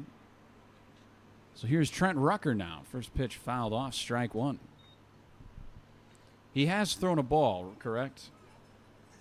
Or are we looking at an immaculate inning right now? Oh, why would you jinx it? Because we're announcers. It's our job. Okay. It's kind of what we do. You know, when people talk about no-hitters, they say you can't talk about the no-hitter. The rule of thumb is that it would be disingenuous because technically our jobs are reporters, is it not? Yeah. Maybe we'll save more of the questions for you at the end of the inning. The 0-1 called for strike number 2. I think he's on the cusp, is he not? He is 1 strike away from an immaculate inning. Wesley Cunningham misses low for a ball on what would have been strike number 9, strikeout number 3. So it'll be a 10-pitch inning here. 1-2. Misses high. That's a good spot. It's 2-2. What do you see when you're at the plate? I just try to see the ball. Try to see spin, try to see shape. 2-2. Misses low and away as Trent Rucker was able to hold up, and the count goes full now. And I know at this ballpark as well, when you have the sun, it could be a little tough at times. Is that still the case for you when you're up there when the sun is setting? Yeah. 3-2 pop back coming our way. Do we have a play on this one? Close. That was right in front of us.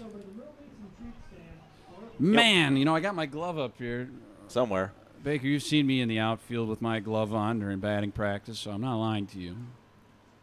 I've only had 1 chance on a ball. This one crushed down the left field line, and it'll go foul. Count remains at 3-2 to Rucker. You think if a ball hit these windows, we'd be safe? I think so. I think we're in good hands here. They seem strong, don't they? Yeah. Double paned. Yeah, we'll be fine. Cunningham, the 3-2. Called for strike number 3, and that'll do it for the Spuds here in the top of the 5th inning. 1, 2, 3. They go with 3 strikeouts from Wesley Cunningham. The score remains 1-0 in favor of the Spuds. We got Michael Baker up here. We'll ask him some more questions. Hopefully it's a long inning when we come back here on the Moo Baseball Network. Lincoln Premium Poultry is excited for Fremont Moo baseball this summer. Hey, you're looking for a new opportunity? You can hit it out of the park with a job at Lincoln Premium Poultry. With a fantastic culture, great pay and benefits, and room for growth, Lincoln Premium Poultry is one of Fremont's best destinations for summer fun and employment. Just go to LincolnPremiumPoultry.com right now and check out all the job opportunities available. We target cancers with precision technology. We save lives with advanced heart procedures. We deliver exceptional care for the most vulnerable pregnancies.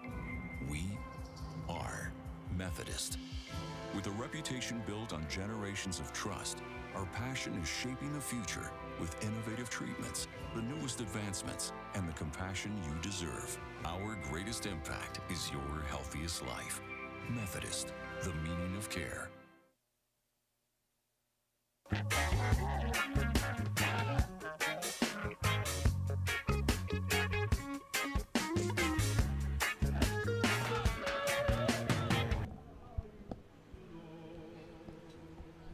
As we welcome you back to Moeller Field, I'm Cooper Lipsky. Joining me, as always, Bobby Hessling. And somebody who doesn't join us very often is Michael Baker. Back in the booth, as it'll be Grant Ryan to lead us off. Now, we talk about the middle infield quite a bit and how fun it is watching you and Sevy and Hodges and Gajewski when he was here working up the middle. Is it just kind of a flow state kind of thing, or do you guys actually practice some of those nifty double plays? No, it's just a flow state, just what you know and what you can get done. Try to get the outs. First pitch in there for strike number 1. It's 0-1 to Grant Ryan. The next pitch home from Moreno is a liner back up the middle into center. His walk-up song is so tough. That was a nice piece of hitting right back up the middle, right underneath the glove of Moreno as well. Only the third hit for the Moo in this one. You know, is that something, too? You come out here, play summer baseball. You hear guys is, we talk about all the time about learning from other guys you're playing with. But do you ever go back to, you think you're going to go back to school with a couple more walk-up songs in mind? I do. I think I will. I really like Grant's. And then there was another one at an away game. I forgot which one it was. It was a kid on the Zap, I think. And then I heard it at the CWS, too. I think I remember that. Pitch over to first, or throw over to first. Ryan's back in time. Brzezinski at the plate. It's currently down 0-1. Because I remember I was sitting next to you in the outfield seats there, and it played, and you just kind of like turned to the rest of the group that we were with, and you said, I got to change that. Next pitch, cut on a miss by Caden Brzezinski. Well, if it comes to you, please let us know. Yeah. You know? It's like a little reggae song. I think I know which one you're talking. I know the tune, I think. There's another check over to first. Such a box, so. Because this is like, no. You don't love me. Yeah, see. I know now. See, I don't know what it's called, per se, as the 0-2 is fouled off to the first base side. A bunch of spuds coming out of the dugout to try to pick it. And We're the not going to get copyrighted, right? No, we'll be fine. No, not if you two are singing it. Doesn't sound great. I never said that. We harmonize. I didn't say it. No balls, 2 strikes, runner on first, and Grant Ryan after his leadoff single. Pitch home to Brzezinski, hides in the hayloft for ball 1.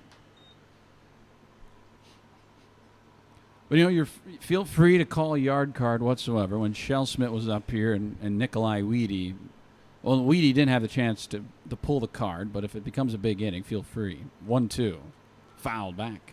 Well, I think I'm going to conserve mine right now because Josh's last AB the other night dropped it right before the pitch, and he had a grand slam to walk it off. I remember that because Gajewski was pumped up about it because he's like, I called it. I think a bunch of us just threw our hats on the fence. 1 ball, 2 strikes. Runner on first. A pitch home from Moreno. As this one, a little check swing right off the glove of Moreno. Grant's going to get to second, and the throw is off the glove of McCarville at first. Grant Ryan moves over to third. There'll be runners on the corners and nobody out here in the 5th inning. So that'll go down as an error. I don't think they'd give him the hit for that one.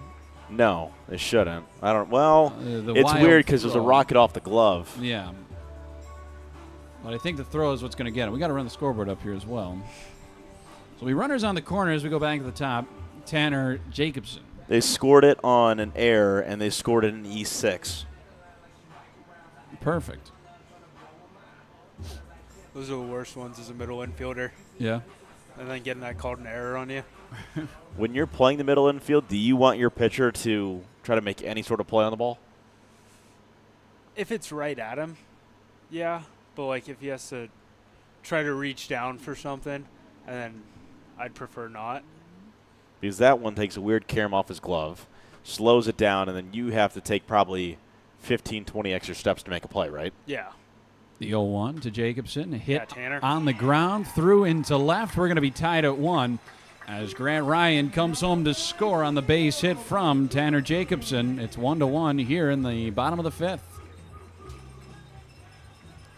So what do you know? I mean, you're only 6 runs away from tying Shell Smith's inning in the booth. Yeah.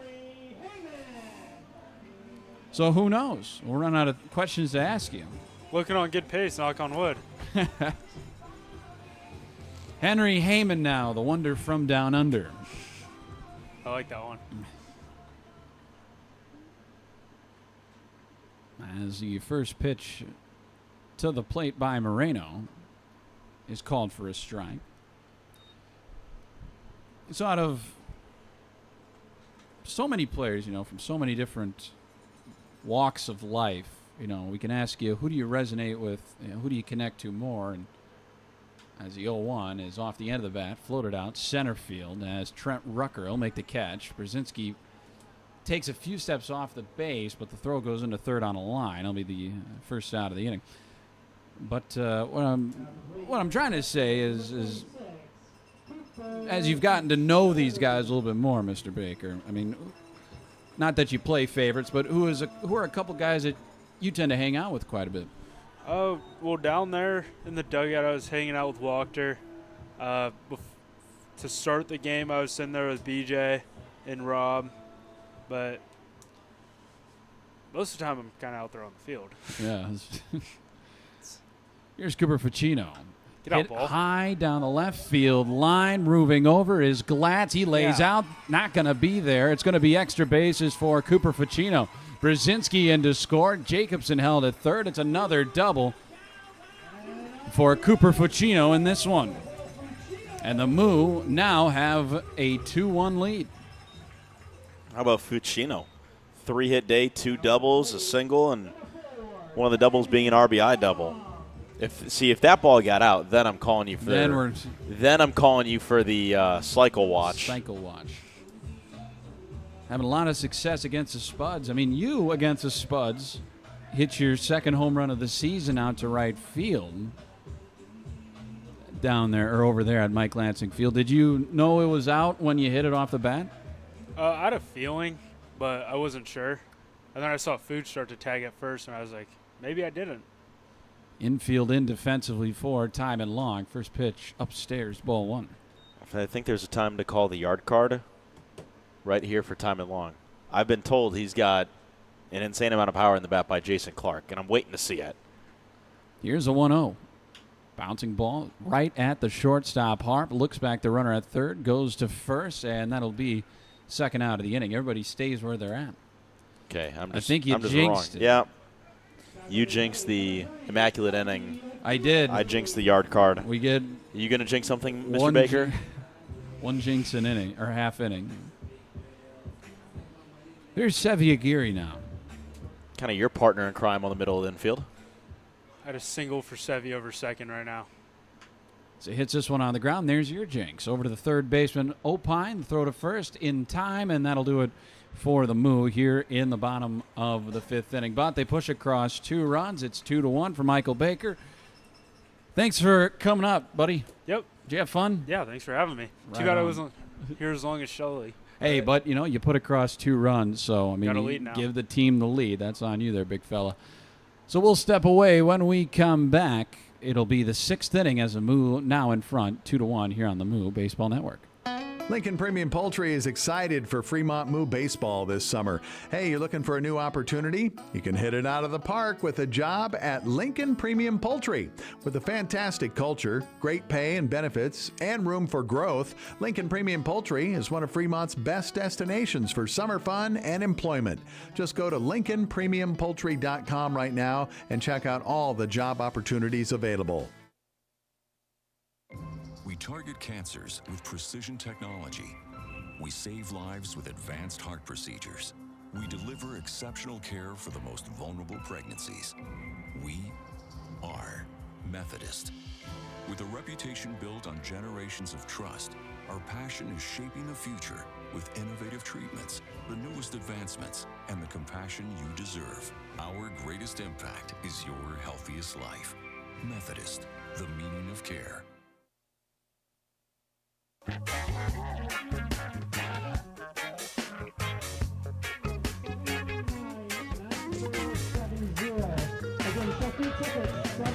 Back here on the Moo Baseball Network, I'm Kriblewski. He's Bobby Hessling. We just had Michael Baker up here, Cal State Chico's finest. He's able to get 2 runs across the board. So Shellsmith remains in front with 7 total runs. But I think when it comes to trying to get some runs in and trying to get the team in front, that's probably been the most vital. Right fielder number 1, Matt Marsick. Matt Marsick. He's 0 for 2 with a couple of Ks against the hot stepper as Wesley Cunningham remains out on the mound. First pitch in there for a strike. And it looks like that rain is... It's closing in. It's closing in. If we are able to play, and here's the thing, we're through 5, so anything into this point is ruled a complete game, but it's not by us right now. Nope. It is... Some showers are just scraping the northern border of Dodge County. No balls, 2 strikes. Is that pitch all the way to the backstop, and it's going to be 1-2 now. I think the one thing I need, for how much I talk about counties up here, I need a county map. I'm going to turn this into a little newsroom. That's the thing. It's a lot of square counties. Well, duh. The 0-2 popped up. Center field. Tanner Jacobson's over to it. He'll make the catch for the first out of the inning, and the 3rd time that Marsick has gone down in this one. A lot of zigzag from Jacobson out there. But see, you know, we look at the map of counties in Nebraska, and it looks a lot like Iowa. It's just a bunch of squares. Well, Iowa could have 100 counties, but they have 1 county that formed 2. I mean, there's that big one over there, and I suppose there's not a whole lot of people that live there. No, and he's talking about Cherry County. Count evens, 1 ball, 1 strike to Hank Harp. Yeah, Cherry County, not much happens out there. Where's Chadron State? Which county is that in? I know it's north. That one's called for a strike. It's 1-2 now. Chadron State, way up there, is way in Sioux County. No, it's in Dawes County. My apologies. Dawes. 1-2. I believe I said that correctly. Popped up. Foul behind home plate. I imagine you're right. I'm inclined to believe you. 1 ball, 2 strikes. Moo in front, 2-1. Here in the bottom, here in the top of the 6th, diving reach. That one's going to get through both infielders on the left side of Grant Ryan and Josh Hardiman, and Hank Harp's got himself his 3rd hit tonight. Yeah, Cherry County, 5,492 people live there. That large square, only less than 6,000 people live there. Well, how about that? Hunter Billingsley now, the designated hitter. And there's more square miles in the county than there are people. 6,000 square miles. Oh, wow. Slow roller over to the right side. Aguirre only has 1 play. He goes to first. Moving up to second is Harp, and the tying run now in scoring position with a 4-3 putout. Third baseman, number 8, Jack Opine. Yeah, but right now, watching it, you've got some rain that's drifted in right north of Dodge County and Cumming County, and some of the storms are beginning to drift their way into Stanton County. But here comes Jack Opine. First pitch home, popped up right field and out of play. Strike 1 to Opine. 0 for 2 so far in this one.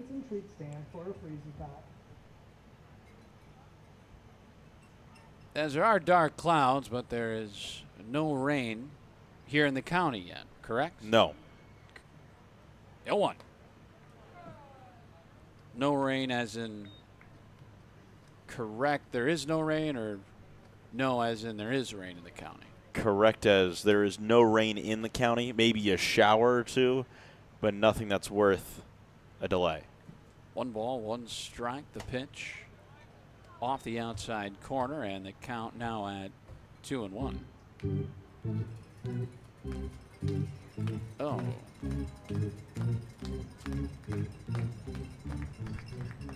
Pitch home from Cunningham is called for a strike, and it's 2-2 now.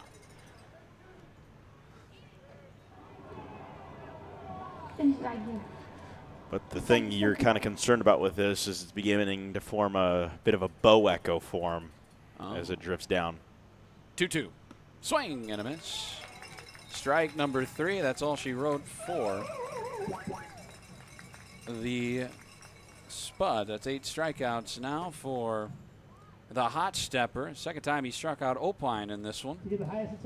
And we go to the bottom half of the 6th. Moose still in front. It is 2-1 over the Casper Spuds. As when we come back, Hardiman, Shelley, and Ryan, the minimum here on the Moo Baseball Network. Looking for a nice place to go? A place that's rich with tradition, great service, and atmosphere? A fantastic place where you can go and still carry on a conversation. Maybe shoot a game of pool and enjoy one of the best jukeboxes in town. Silver Dollar is one of the finest places for adult libations at reasonable prices. Join the Silver Dollar family and enjoy, but you need to be 21 or older. See y'all soon, and remember, not everything that glitters is gold, but we're pretty sure it's probably silver at the Silver Dollar, 18th and Bell Street in Fremont.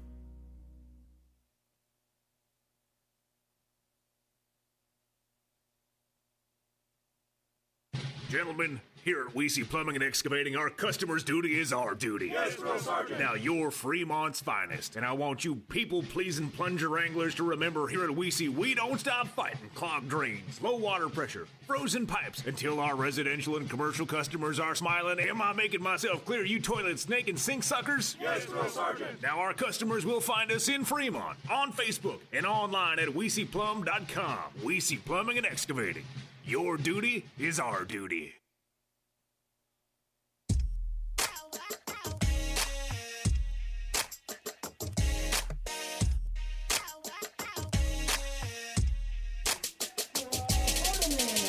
Joshua Hardiman, the hammer, leads us off here in the 6th inning on the Moo Baseball Network. But at Methodist, our passion is shaping the future with innovative treatments and newest advancements. And the compassion you deserve, our greatest impact is your healthiest life. Find a provider, bestcare.org. First pitch ripped foul for strike number 1 against Hardiman.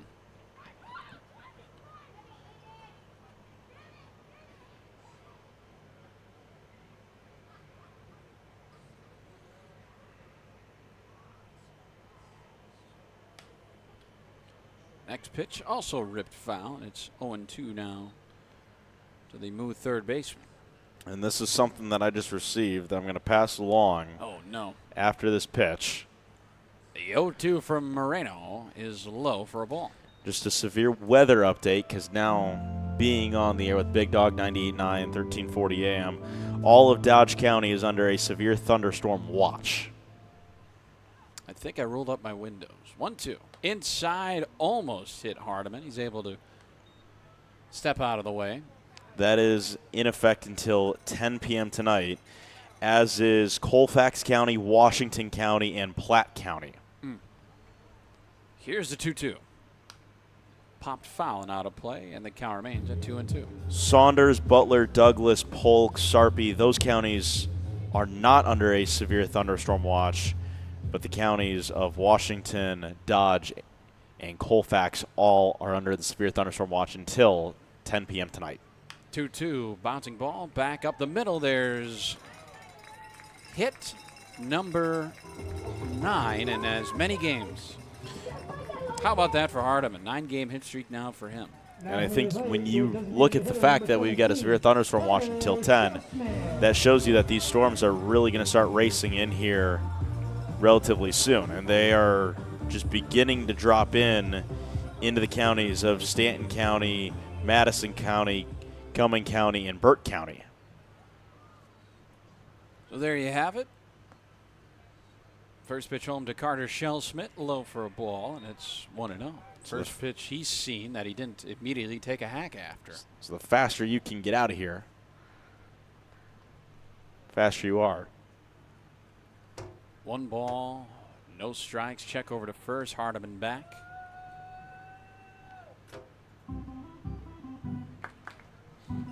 I just don't think he has the sauce. Oh, no, he got it. 1 ball, no strikes. Next pitch home to the walk-on wonder. Carter Shellsmith. Not before I move over to first. Hardiman back safely.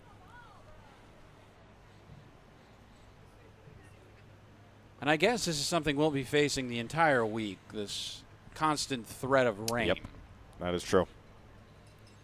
1 ball, no strikes. Another check over to Hardiman. Hardiman, can't say he's much of a stolen base threat. I believe he does have 4 stolen bases this year. You tell me if I'm smelling things here. Am I the only one that feels like I'm smelling like chocolate chip Christmas cookies or no? 0-0, low and away. Ball 2. You smell it too? Me personally, I can't really smell anything. Okay. You're nose blind? I just not the first thing that comes to mind, whatever that smell may be. You smell something though, right? I do smell something. Okay. I don't pick up cookies, however. 2-0 is low, and now it is 3 balls and no strikes to Carter Schelsman.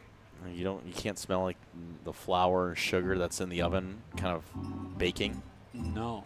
Oh. What kind of no fun house did you live in? Did it smell like this during Christmas time? Sugar cookies. That's just about it. The 3-0. Schelsman watches a whole way, and it's in there for a strike. I wonder if Colby can get us some cookies. It's not like he's doing anything busy. He's just playing his video game over there. He's just over there shrugging his shoulders at me. I mean, shrug me off, I guess. 3-1. Schelsman on the ground, back up the middle, and it's going to get through the second baseman, Wilcox. Hardiman with a hard turn. He'll scamper on back as Rucker was backing him up. Another error. Charge against Caden Wilcox in this one. I think Wilcox is going to have a conversation with his coach and say, can we have second base looked at? So while they converge for a mound meeting, we're calling all Fremont Moo fans to not miss Chad Plus Agency Night, or Chad Night Plus Agency Tailgate on July 10th at Moeller Field. The fun starts early. Come between 6 and 7. Meet your favorite Moo players and grab photos with the causes they've supported all season. Visit agency booths to pick up your Moo Meal wristband. That's where you'll find them. There'll be face painting, raffles as Moreno's night is done. We'll get you those numbers at the end of this read here. Also face painting, raffles, and moving moments on the field as players share why they chose their Chad agency. Blue Cross and Blue Shield of Nebraska knows what it means to be of Nebraska and understands the importance of giving back to the communities we call home. That's why since 2020, they've uplifted the combined health agency's drive through their Health of Nebraska sponsorship, supporting nonprofits that serve Nebraskans navigating medical hardships. Learn more at nebraskablue.com. Bobby, you got the numbers on the guy who just left in Lawson Moreno. Yeah, Lawson Moreno, 5 innings, 6 hits, and you can say 5+ because he did face 2 batters here in the 6th inning as well. 2 runs, 1 earned. However, his line is not closed. He is responsible for the runners at first and second. 2 walks and 2 strikeouts, and they turn it over to it's going to be Justin Estrada who's going to take over the bump for the Spuds. So we take a look at Estrada's numbers. So far this season, Lamont, his last appearance on July 3rd, going 3 innings, facing 12 batters, earning the win in that one. Gave up 2 earned runs on 2 hits. High strikeout guy. Didn't walk anybody and struck out 7. 5 of those strikeouts swinging in that one. Didn't hit anybody. His ERA sits around 6. As he's out here to face Grant Ryan, Caden Brzezinski to keep this game at 2-1. 1-run deficit for the Spuds here in this one. Of course, this pitching change is brought to you by The Door. Ice cold pitchers are yours for a great price. The Door, Fremont's newest brunch location, 9 to 1 Saturday and Sunday. After the pitching change, leading off is number 24, Grant Ryan. So here's Grant Ryan, had himself a base hit last time up, kind of started the rally. Later came around to score, Brzezinski behind him as well. Jacobson was able to make it a third. Ficino with the RBI double to bring home a pair of runs.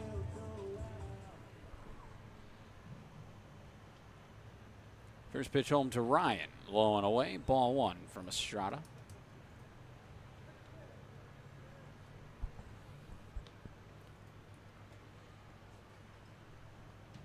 One ball, no strikes. Moo lead 2-1 here from Moeller Field on this Monday night.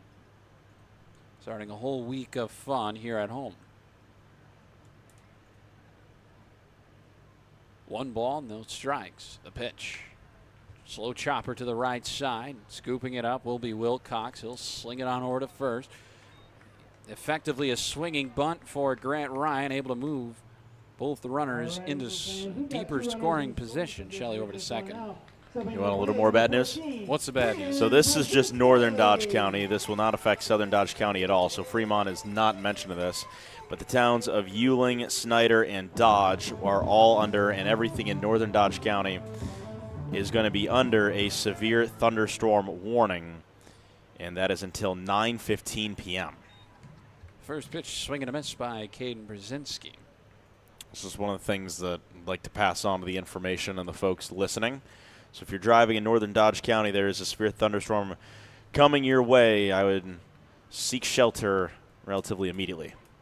Next pitch in there for strike number 2 into the Butler Bulldog and Caden Brzezinski. Now that can be extended, and it's a very large severe thunderstorm warning box as well. It's one of the largest I think I've ever seen in my life. Infield in for the Spuds. The 0-2 misses high and away. Ball 1 from Estrada. Estrada from Colorado Christian calls La Habra, California home.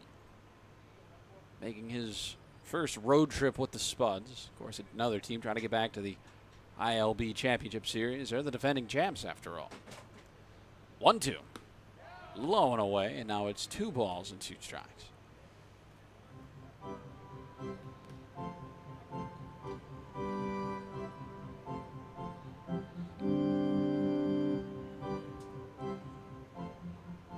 Two balls, 2 strikes as Brzezinski waves and misses at strike number 3.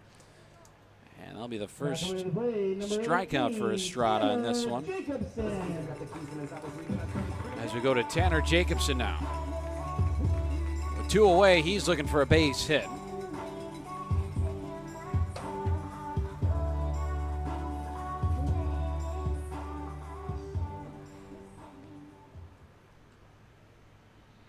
First pitch to the plate is low and outside for ball 1.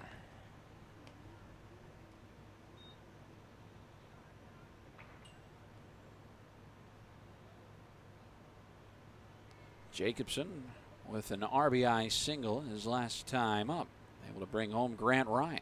1-0. Upstairs, and now it's 2 balls and no strikes.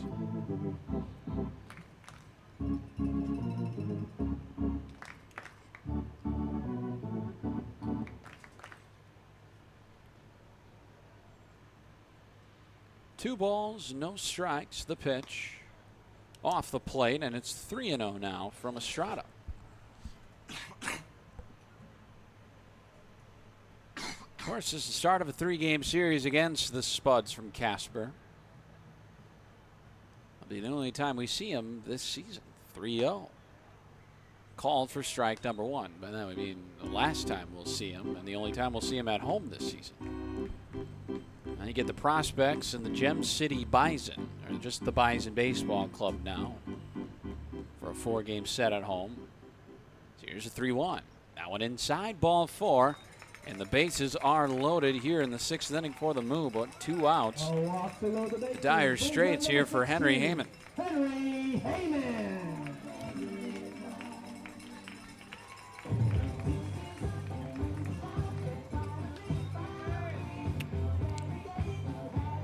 From Akron University and from all the way in Melbourne, Australia. First pitch fouled back, strike 1. A Melbourne menace, the wonder from down under. See what Haymon can do here.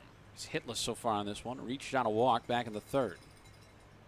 Looking to come through. First pitch, or second pitch. I'm going to say he went around for strike number 2.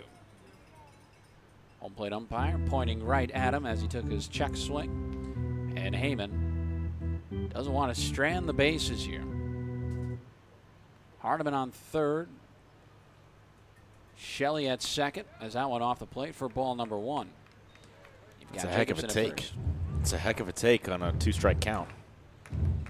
Just a heater going towards that outside corner. Yep. As Estrada having to step off to clear some bugs from his face. 1 ball, 2 strikes. The pitch misses low, and the count now 2-2.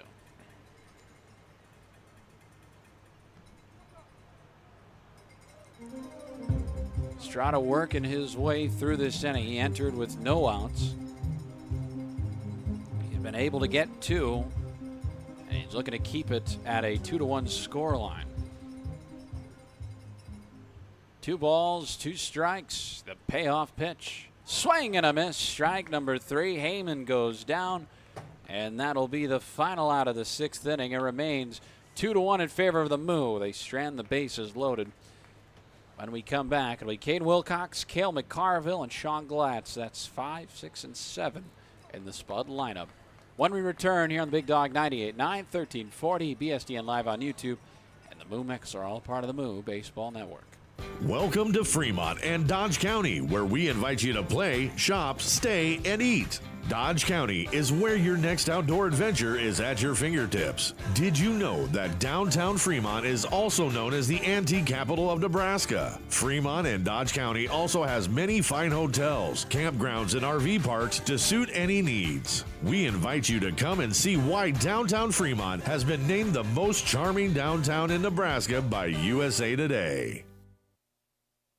Now that's what a solid piece of wood sounds like. Look just past that left field wall at Moeller Field, you'll see Christensen Lumber, a solid lumber company for over 100 years. And there goes another ball into the lumber yard. Professional builders know Christensen Lumber is their home run hitter for quality materials. More contractors and woodworkers will tell you Christensen Lumber is the best choice to find quality cuts of lumber. Since 1923, Christensen Lumber. It's where the pros go. 714 South Main, just past the left field wall at Moeller Field.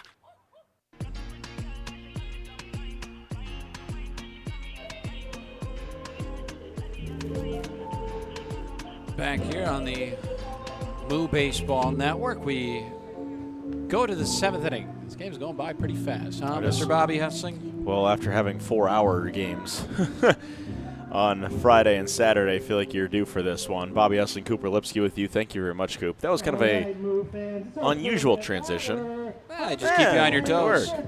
Make it sound natural, you know. Wes Cunningham still on the mound as we start inning number 7. And it's the beer batter, Caden Wilcox. First pitch, the beer batter, Wilcox. Swing and a miss, strike 1. Remember the beer batter. It's brought to you by the Silver Dollar. Stop into the Silver Dollar, say beer batter, and get your first domestic beer for only $2. Count sits 0-1. It's called strike, and it's 0-2 quickly, and here you go. Can Cunningham retire Cade Wilcox with the strikeout? 0-2. Wave and a miss, strike 3. Wilcox strikes out. Strikeout number 9 for Wes Cunningham, and the beer batter strikes out. There's one away.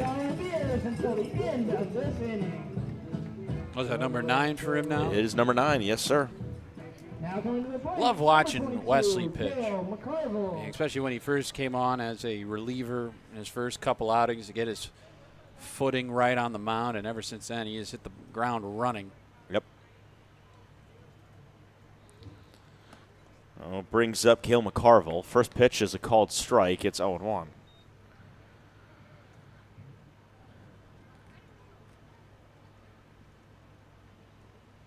No balls, 1 strike. Here's the 0-1 from Cunningham. That's hit on a line down the left field line, back at the track. It's at the wall. This ball is foul. Now, it would have been a home run had it stayed fair, and it just hooked foul, and it is a long strike 2.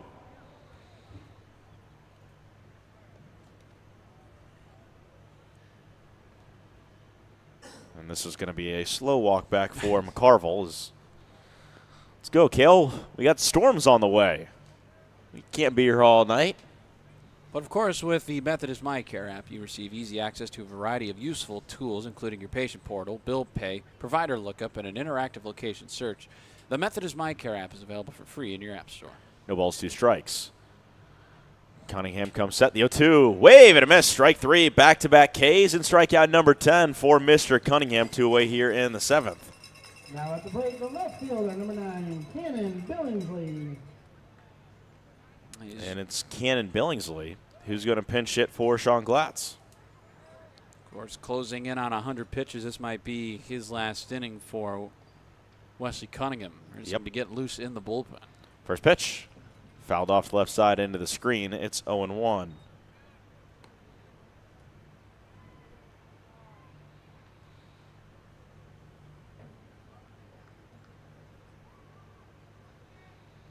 No balls, 1 strike. Cunningham comes set with 2 outs. The 0-1, that's a called strike. It's 0-2.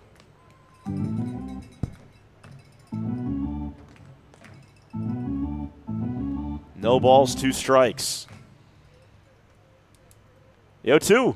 Wave and a miss, strike 3, and it's a perfect inning for Wes Cunningham. 9 pitches, all strikes, 3 strikeouts, and Cunningham up to 11 Ks. And I don't know if anyone knows that other than us.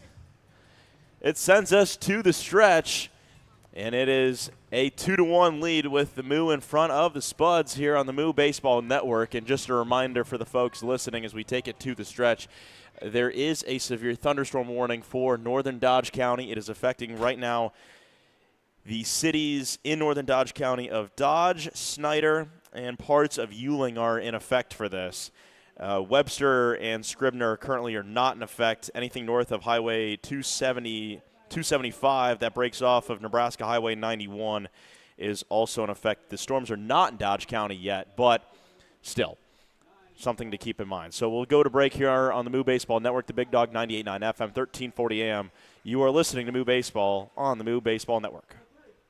Keel's Barbershop is the Sports Center barbershop in Fremont. Be sure you look your best and get into Keel's Barbershop, where you'll receive quality haircuts in a friendly atmosphere. Get a fresh cut, have them hot leather, and shave your neck. If you're looking for that special feel of a true barbershop, Keel's is the place for you. They're open Tuesday through Friday, 8:30 to 5:30, and Saturday, 7:30 to 3. Keel's Barbershop, 6th and Broad in downtown Fremont. They'll make you look your best.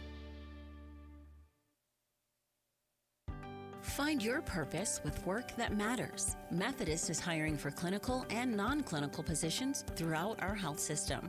Join a team that's making a difference and take advantage of a range of benefits like medical, vision and dental, flexible scheduling, and tuition assistance. To find all of our opportunities and apply online, go to bestcare.org/jobs. That's bestcare.org/jobs. Methodist, the meaning of care.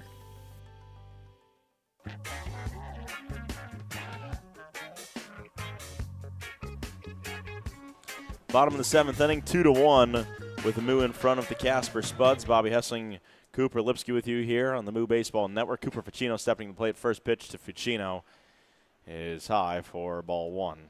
How about that? Foul balls count as in the perfect inning, correct? Yeah. Yeah, it's a perfect inning for Cunningham. He almost did it twice. 1 ball, no strikes. 1-0. Ficino hits it in the air into center field. Coming on in and making the catch. Out in center is Rucker for out number 1 here in the 7th. Still watching the weather. It is just turned into a line of storms that is drifting from south of Sioux City and is stretching back across and is fired up into the northern parts of Nebraska, drifting its way this way towards Dodge County. Just a reminder, the folks in northern Dodge County are under a severe thunderstorm warning. First pitch to Timon Long, misses in by his feet, and the count is 1-0. There is a severe thunderstorm watch for all of Dodge County, Washington County, and Colfax County. 1 ball, no strikes. Any more information, or if we are taking off the air here on the Big Dog 98.9 FM, 1340 AM, we will let you know. 1-0, that runs inside again on Timon Long for 2 balls and no strikes. Obviously, your safety comes before the baseball game, so always want to making sure we're passing along accurate information at all times. And obviously for us, we have to watch for lightning, and we've got one of the trainers on lightning watch here from Moeller Field. 2-0, misses outside on Timon Long. 3 balls and no strikes as Justin Estrada continues to work. You know, talking about the immaculate inning, there are still 2 major league teams that have never had an immaculate inning from pitcher on their team. 3-0, missed outside, and it's a 4-pitch walk. Timon Long with 1 away will get on base. Who are the 2 teams? Texas Rangers and the Minnesota Twins have never Really? had a pitcher. Yeah. I would have figured that the Rangers would have done it once with Nolan Ryan. No, never. That is and shocking. The Twins is even more impressive because they've been around since 1901. Yeah, they've been around forever. Well, it is the Minnesota Twins. Minnesota Twins, Washington Senators. Would you consider the Nationals with the Expos and the Senators? First pitch comes in, and it's a called strike on Sevy Aguirre, 0-1. Because I don't.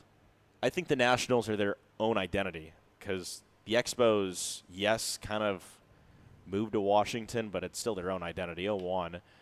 Aguirre skies the ball into center field. Coming on in is Rucker. He will make the catch for out number 2. Throwback to first is late. Time and long is there and plenty of time. 2 away here in the bottom of the 7th inning. Brings up Josh Hardiman. He's 1 for 3 with a single.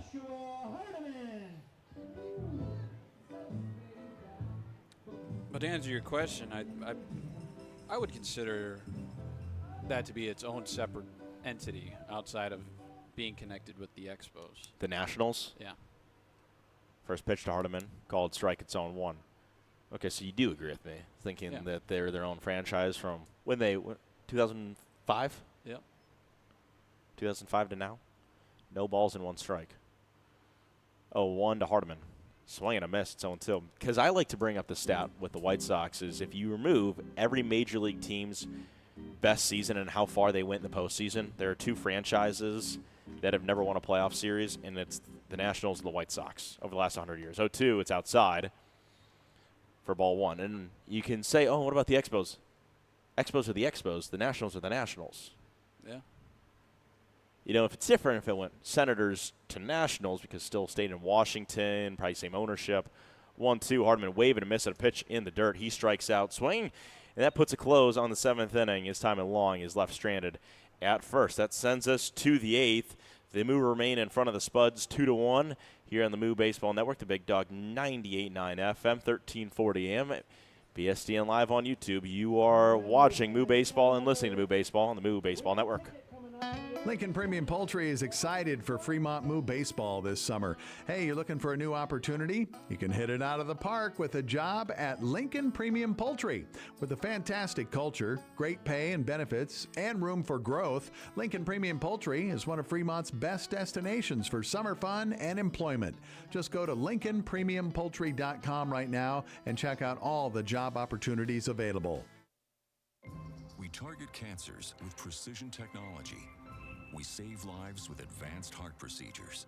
We deliver exceptional care for the most vulnerable pregnancies. We are Methodist. With a reputation built on generations of trust, our passion is shaping the future with innovative treatments, the newest advancements, and the compassion you deserve. Our greatest impact is your healthiest life. Methodist, the meaning of care.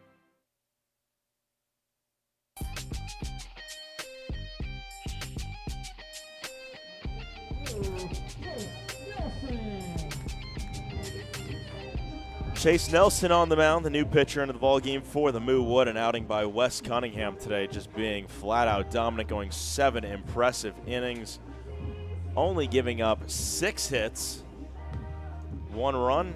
In terms of guys walked, nobody, and he struck out 11 batters. I think he's in line for being player of the game postgame. Yes. This pitching change is brought to you by The Door, where ice-cold pitchers are yours for a great price. The Door, Fremont's newest brunch location. 9-1, Saturday and Sunday. Well, it's keeping an eye on the weather. Storms continuing to work their way into Dodge County. Just a reminder for the folks that are listening, if you are northern Dodge County in the cities of Dodge and Snyder and Ewing, you are under a severe thunderstorm warning until 9:15. That could very well get extended as that storm system is beginning to drop its way here into Dodge County. So we're keeping an eye on it here in the booth. Make sure you are safe wherever you're listening here on the Big Dog 98.9 FM and 1340 AM. So Chase Nelson on the mound, and his first pitch comes in. That's a called strike. You got the numbers on Mr. Nelson.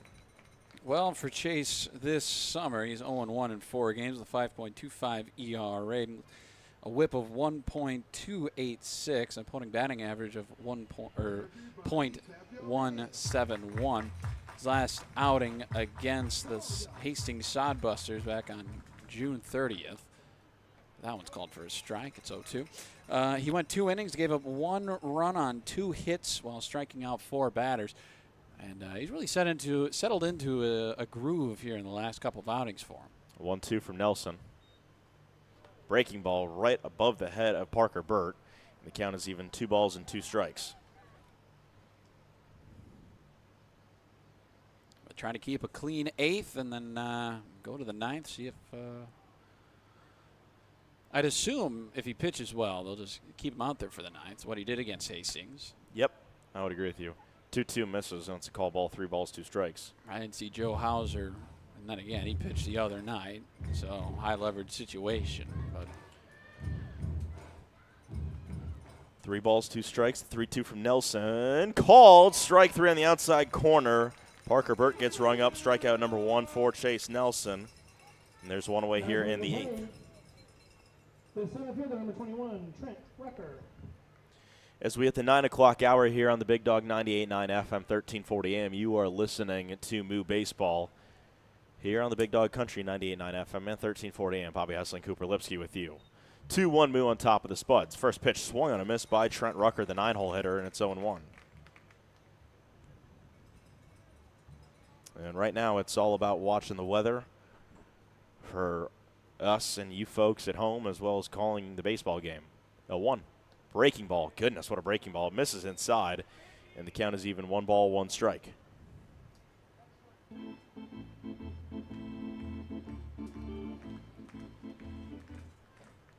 One.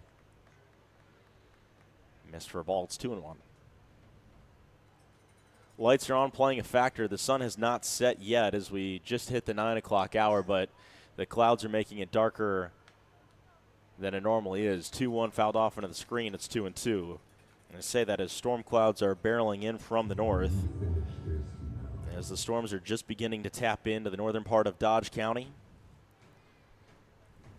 2 balls, 2 strikes. 1 away here in the top of the 8th inning. Nelson comes set. And the 2-2. This is fouled back over our heads. Remaining 2 balls, 2 strikes. One of those foul balls is a souvenir, or return it to the Middle Meads and Treat stand for a Freezy Pop.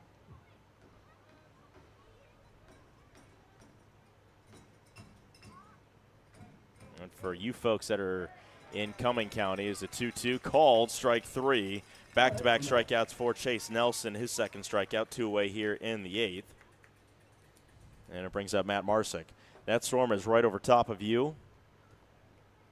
And the folks in Washington County, it is currently dropping into you. The folks in Oakland and Lyons, it's right over top of you as we speak. Takema and Craig, it's working your way. So Matt Marsick 0 for 3 today from the plate. 2 strikeouts and a flyout is all he's been able to do.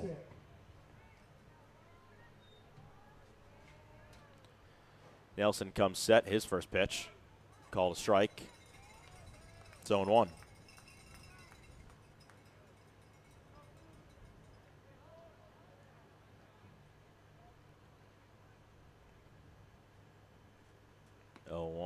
Called a strike at the bottom of zone, 0-2. And just like that, the severe thunderstorm watch, has been extended until 4 a.m. local time. 0-2 from Chase Nelson. Fouled back left side. It remains no balls, 2 strikes. There is a storm I'm watching southeast of Norfolk, south of Battle Creek. Something to keep an eye on. No balls, 2 strikes. Here's the 0-2. Misses for a ball. It's 1-2.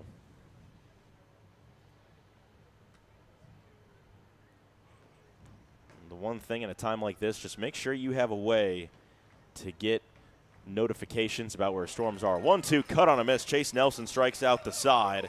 A swing and a miss strikeout. 3 strikeouts in the inning for Nelson. 14 total strikeouts to this point, and it will bring us to the bottom of the 8th inning. Shel Smith, Grant Ryan, and Caden Brzezinski, as it will bring us to the 8th inning. Our passion is shaping the future with innovative treatments, The newest advancements in compulsory You are listening to Moo Baseball here on the Moo Baseball Network. Your healthiest life. Find a provider at Keel's Barbershop is the Sports Center barbershop in Fremont. Be sure you look your best and get into Keel's Barbershop, where you'll receive quality haircuts in a friendly atmosphere. Get a fresh cut, have them hot leather and shave your neck.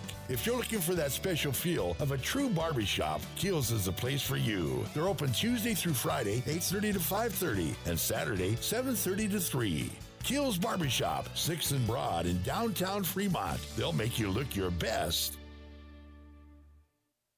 Find your purpose with work that matters. Methodist is hiring for clinical and non-clinical positions throughout our health system. Join a team that's making a difference and take advantage of a range of benefits like medical, vision and dental, flexible scheduling, and tuition assistance. To find all of our opportunities and apply online, go to bestcare.org/jobs. That's bestcare.org/jobs. Methodist, the meaning of care.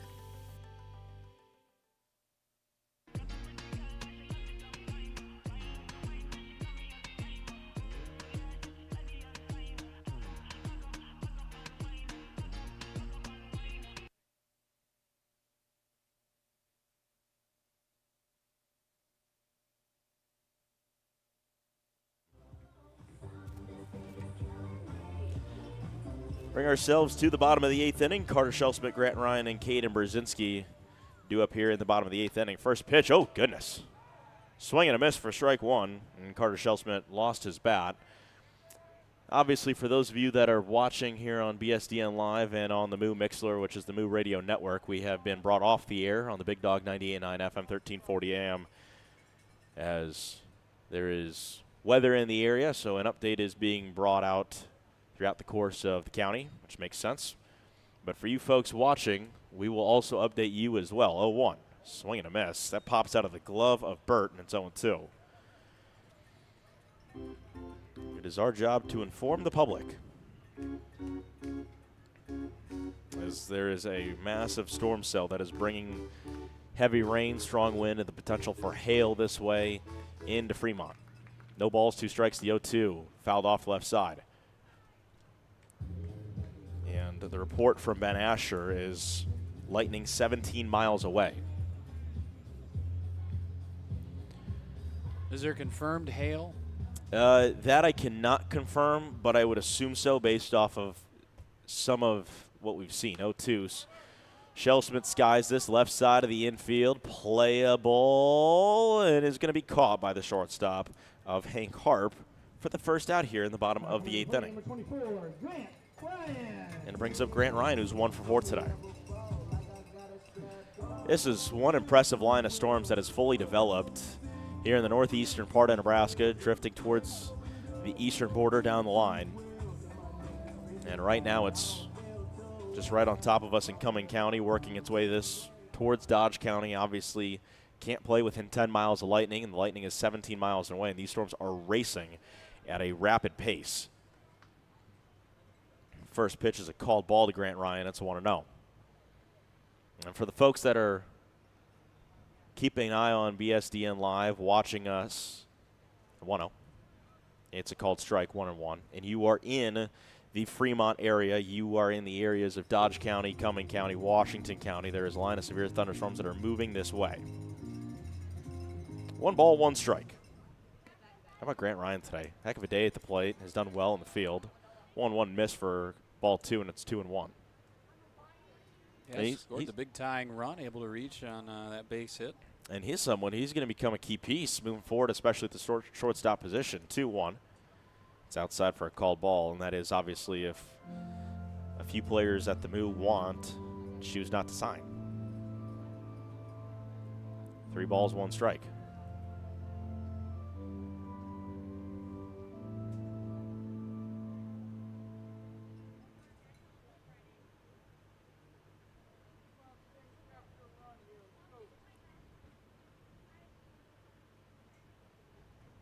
(3-1) to Grant Ryan. Called strike. The count is full.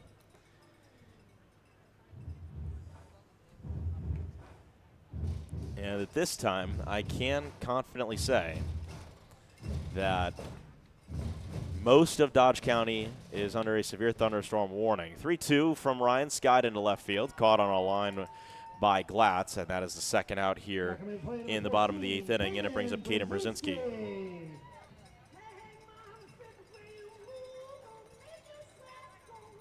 Well, just a reminder that tonight's game is brought to you by Methodist Fremont Health, where compassion, care, and community come together to give you the best experience possible. I'll say, if I can make it through a trip to Nebraska for 2 months without getting hail. Oh.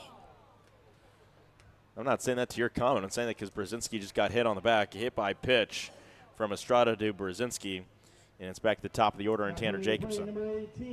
I think I'll be in good company then. You know, I haven't been hailed on yet. Maybe very minute hail, but I haven't gotten the big stuff. Yeah, it looks like it's coming this way. Oh, it is. The big red stuff there. Trying to get everything packed up after this and head for home. Get to the car.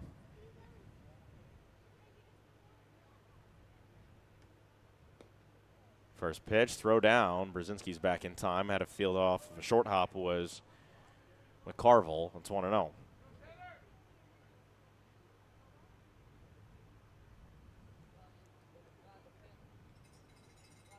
And this thing has got most of it. 1-0.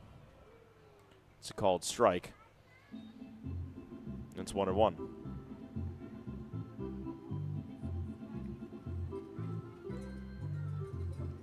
One ball, one strike. Runner at first. And Caden Brzezinski here in the bottom of the 8th inning in a 2-1 game. Tanner Jacobson at the plate. Estrada still on the mound. Where we are at Moeller Field, we are not under the severe thunderstorm warning, but if you're in North Fremont, you are. 1-1.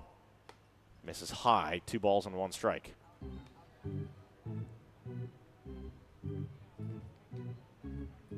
Somewhat of our own little chase here, right? Just trying to stay a step ahead. Yep, and this is going to go until 9:45 p.m. 2 balls, 1 strike. We're back on the air here on the Big Dog 98.9 FM, 1340 AM. Bobby Hessling, Cooper Lipsky with you. Just listen to Bob give you a severe weather update here from Dodge County. 2 balls and 1 strike. Tanner Jacobson at the plate, 2-1. Down the line, foul to the right side. And that's a long strike, 2.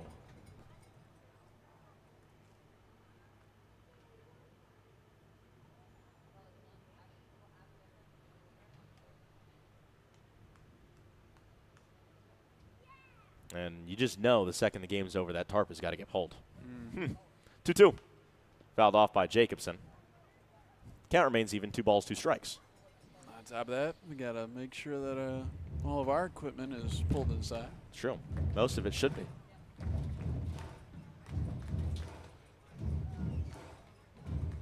Two balls, 2 strikes with 2 away. Runner at first. Brzezinski showed like he was going to be off. Jacobson, grounder, left side, fielded by the third baseman. Throw to in time over to first. Will retire the side. A heck of a play over there by third by Opine. And that will bring us to the 9th inning. We're down to the final 3 outs of the ball game.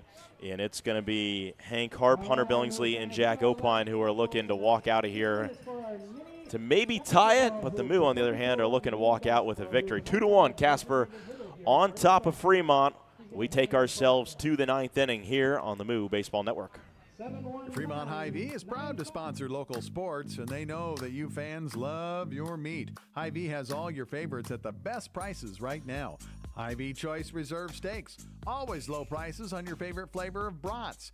Boneless, skinless chicken breasts, chicken grillers, America's pork chops for the grill, and the best cuts of salmon and seafood. Shop online right now. Go to HyVeeIslesOnline.com and place that order. Your Fremont Hy-Vee. Proud to be a part of local sports.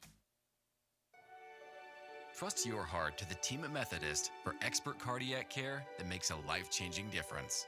From specialized testing and imaging to comprehensive surgical options, including the most advanced procedures, we provide the personalized care that you expect from the Methodist name. Learn more about our heart and vascular care by visiting bestcare.org/heart. That's bestcare.org/heart. Methodist, the meaning of care.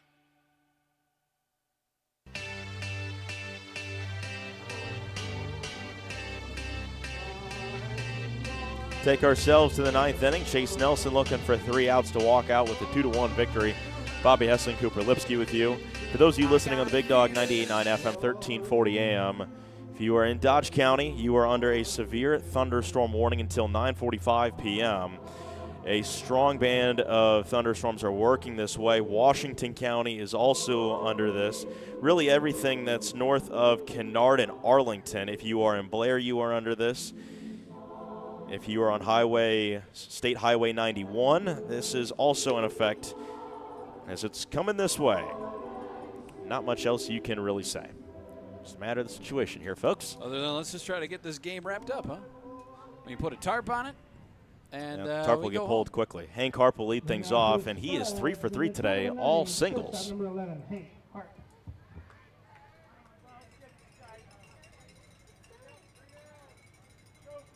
Nelson comes set. First pitch to Harp. Grounded right back up the middle, and it is a 4 for 4 day for Hank Harp with another single. First hit for them in a while. Yeah, how about that? In fact, the last hit was from him. Back in the 6th inning. It struck out, what is that, 7 straight times? There were 7 consecutive strikeouts, 8 consecutive outs in total since that last base hit. Brings up Billingsley, who's 0 for 3 today. First pitch to Billingsley. Grounded foul to the right side. It's 0-1. My iPad has not left the radar whatsoever all night. No balls and 1 strike. Check on the runner at first. Back in plenty of time was Hank Harp. And it's 0-1.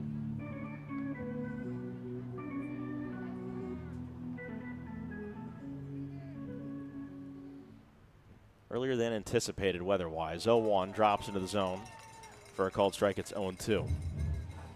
And this is a bit unusual, especially these last 3 or so innings, because you got to remember that we are out over the air here on the Big Dog 98.9 FM, 1340 AM, and BSDN Live. Again, check on the runner. Harp is back in time, so you just want to make sure you're passing along the most accurate weather updates to people that are listening while trying to call a baseball game. 0-2 runs inside on Billingsley. It's 1 ball, 2 strikes from Chase Nelson. And say here in Fremont, we're about 10, 15 minutes away from it. Let's get a ground ball double play here, huh? 1 ball, 2 strikes. 1-2 to Billingsley. Swing and a miss, strike 3. 1 away here in the 9th. Make that strikeout number 4 for Chase Nelson in 15 total strikeouts for the Moo as it brings up Jack Opine. Opine 0 for 3 today, 2 strikeouts of his own, 1 in the 4th and 1 in the 6th. Will player of the game, it seems like it's going to be Wesley Cunningham. Yeah. You got to get him before he jolts out of here. No. We'll do an interview tomorrow and we'll upload it before the game. How about that? Because if it starts raining, I'm not sitting out there. Do it in the dugout. While it's raining? No Cover. way. Had to get a microphone. No way. To get the shot, poor Alexa's got to stand in the rain with the phone well, then bag. you do it in the way you're both covered. No. I think that's just an excuse. You don't want to do the post-game interview. No. That one's fallen off.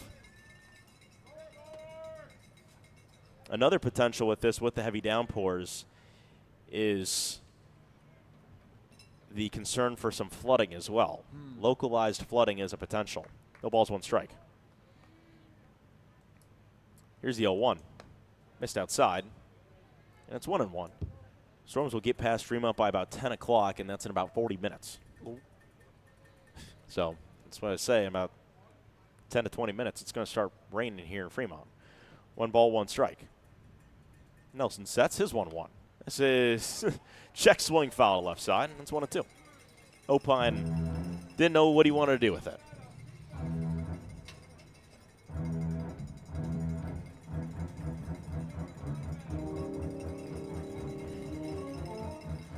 One ball, 2 strikes.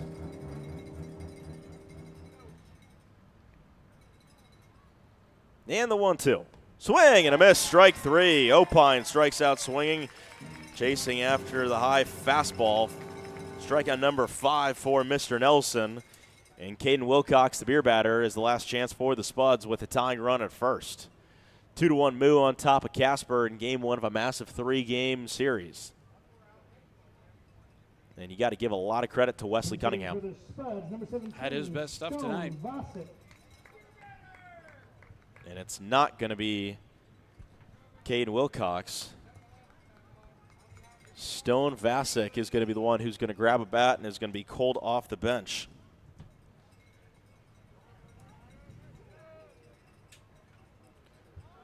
Nelson comes set, and his first pitch to Vasic is fouled off into the screen. It's 0-1.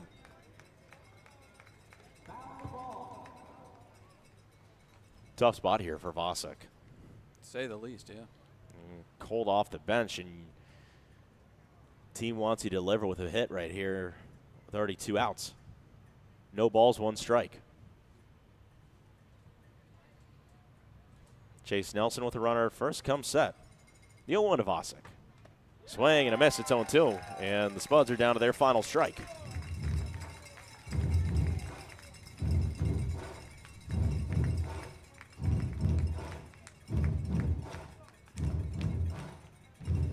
No balls, 2 strikes.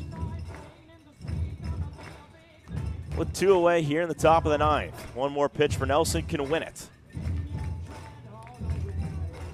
0-2. Fouled off into the screen. Spoiling it is Vasic. Got to wait a little longer.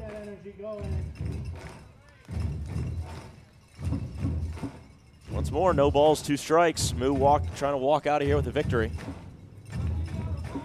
Trying to beat out the storm. Says Lightning's 12 miles away. It's close. 0-2.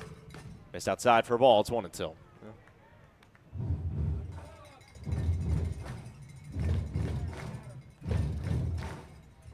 He's got 2 miles. Storm is moving quick, though. 1 ball, 2 strikes. Nelson comes set with 2 outs here in the 9th inning, looking to shut this thing down. 1-2. Grounded through the left side into left field for a base hit, and Vasic off the bench has sent the tying runner to second base, and it brings up Cale McCarville. I don't think it was a bad pitch. Just waiting on it. What any good batter does in 2-strike count, if it's close, you're swinging. Just able to punch that one through into left. So Cale McCarville, he is 1 for 3 today with a single that happened back in the 2nd and also a strikeout. Tying run at second base. 2-1. Moo on top of the Spuds. Nelson comes set. First pitch, swing and a miss, strike 1. All of northern Dodge County is engulfed in thunderstorms. No balls, 1 strike.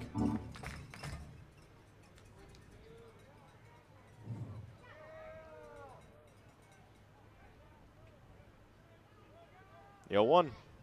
Breaking ball. Call the ball. Miss inside. And the count sits even at 1-1. You can tell the fans that are getting a little antsy as well. I think they know.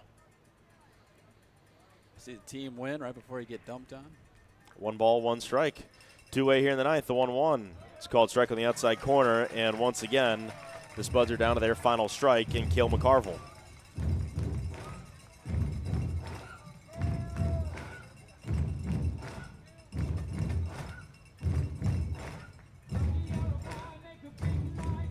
One ball, 2 strikes. Coming set is Nelson, the 1-2. Missed for a ball, and the count's even. 2 balls, 2 strikes. I think just missed the outside corner there. Coop trying his best. Fooch trying to frame that, pull that back in. Fans are asking Nelson for 1 more. 2 balls, 2 strikes.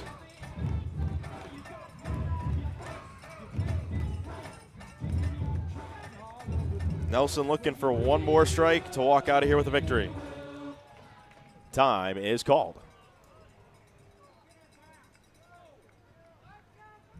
Let's go, move. Let's go, move. Let's go, move. 2 balls, 2 strikes, 2 outs here in the 9th. 2-1 game. The 2-2 in the dirt. Count is full. 3 balls, 2 strikes.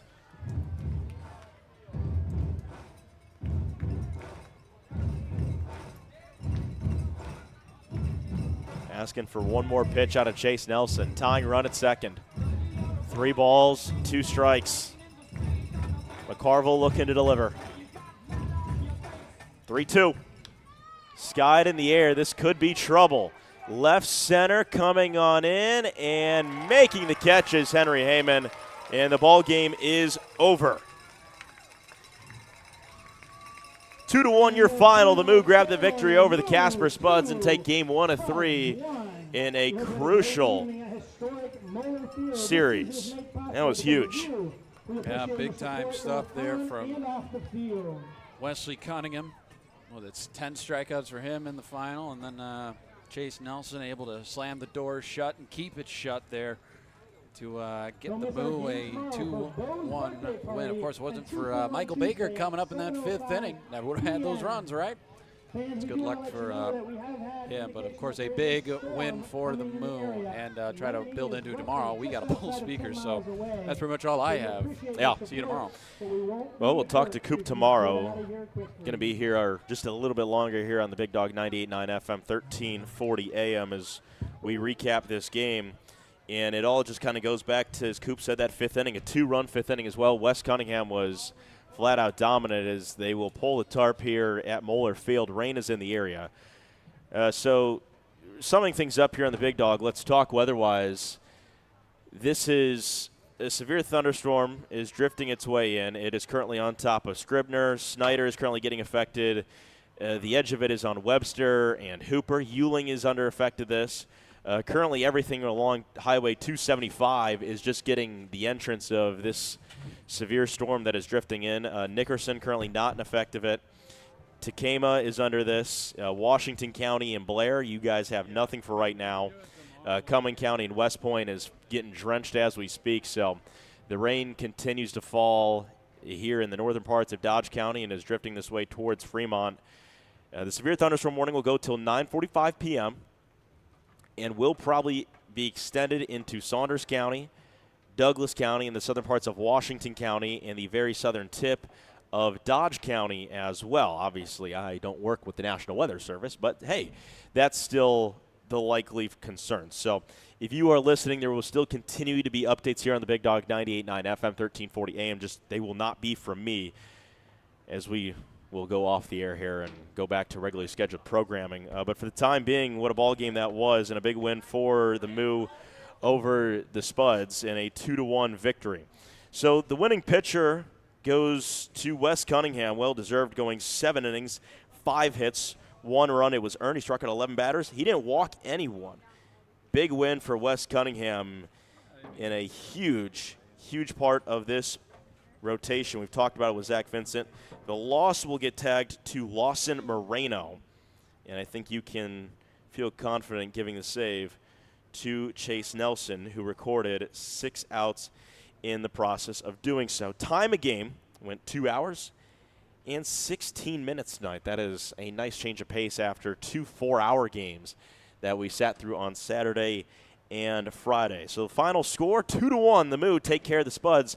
For more information about today's game or any other information regarding the Fremont Moo or Independence League Baseball, you can log online to fremontmoo.com to find said information. And again, with the severe weather here on the Big Dog 98.9 FM, 1340 AM, updates will continue to be fed through here over the air and on the stream as well. I know Bob is standing by, so we'll get off the air. This has been Fremont Moo Baseball on the Fremont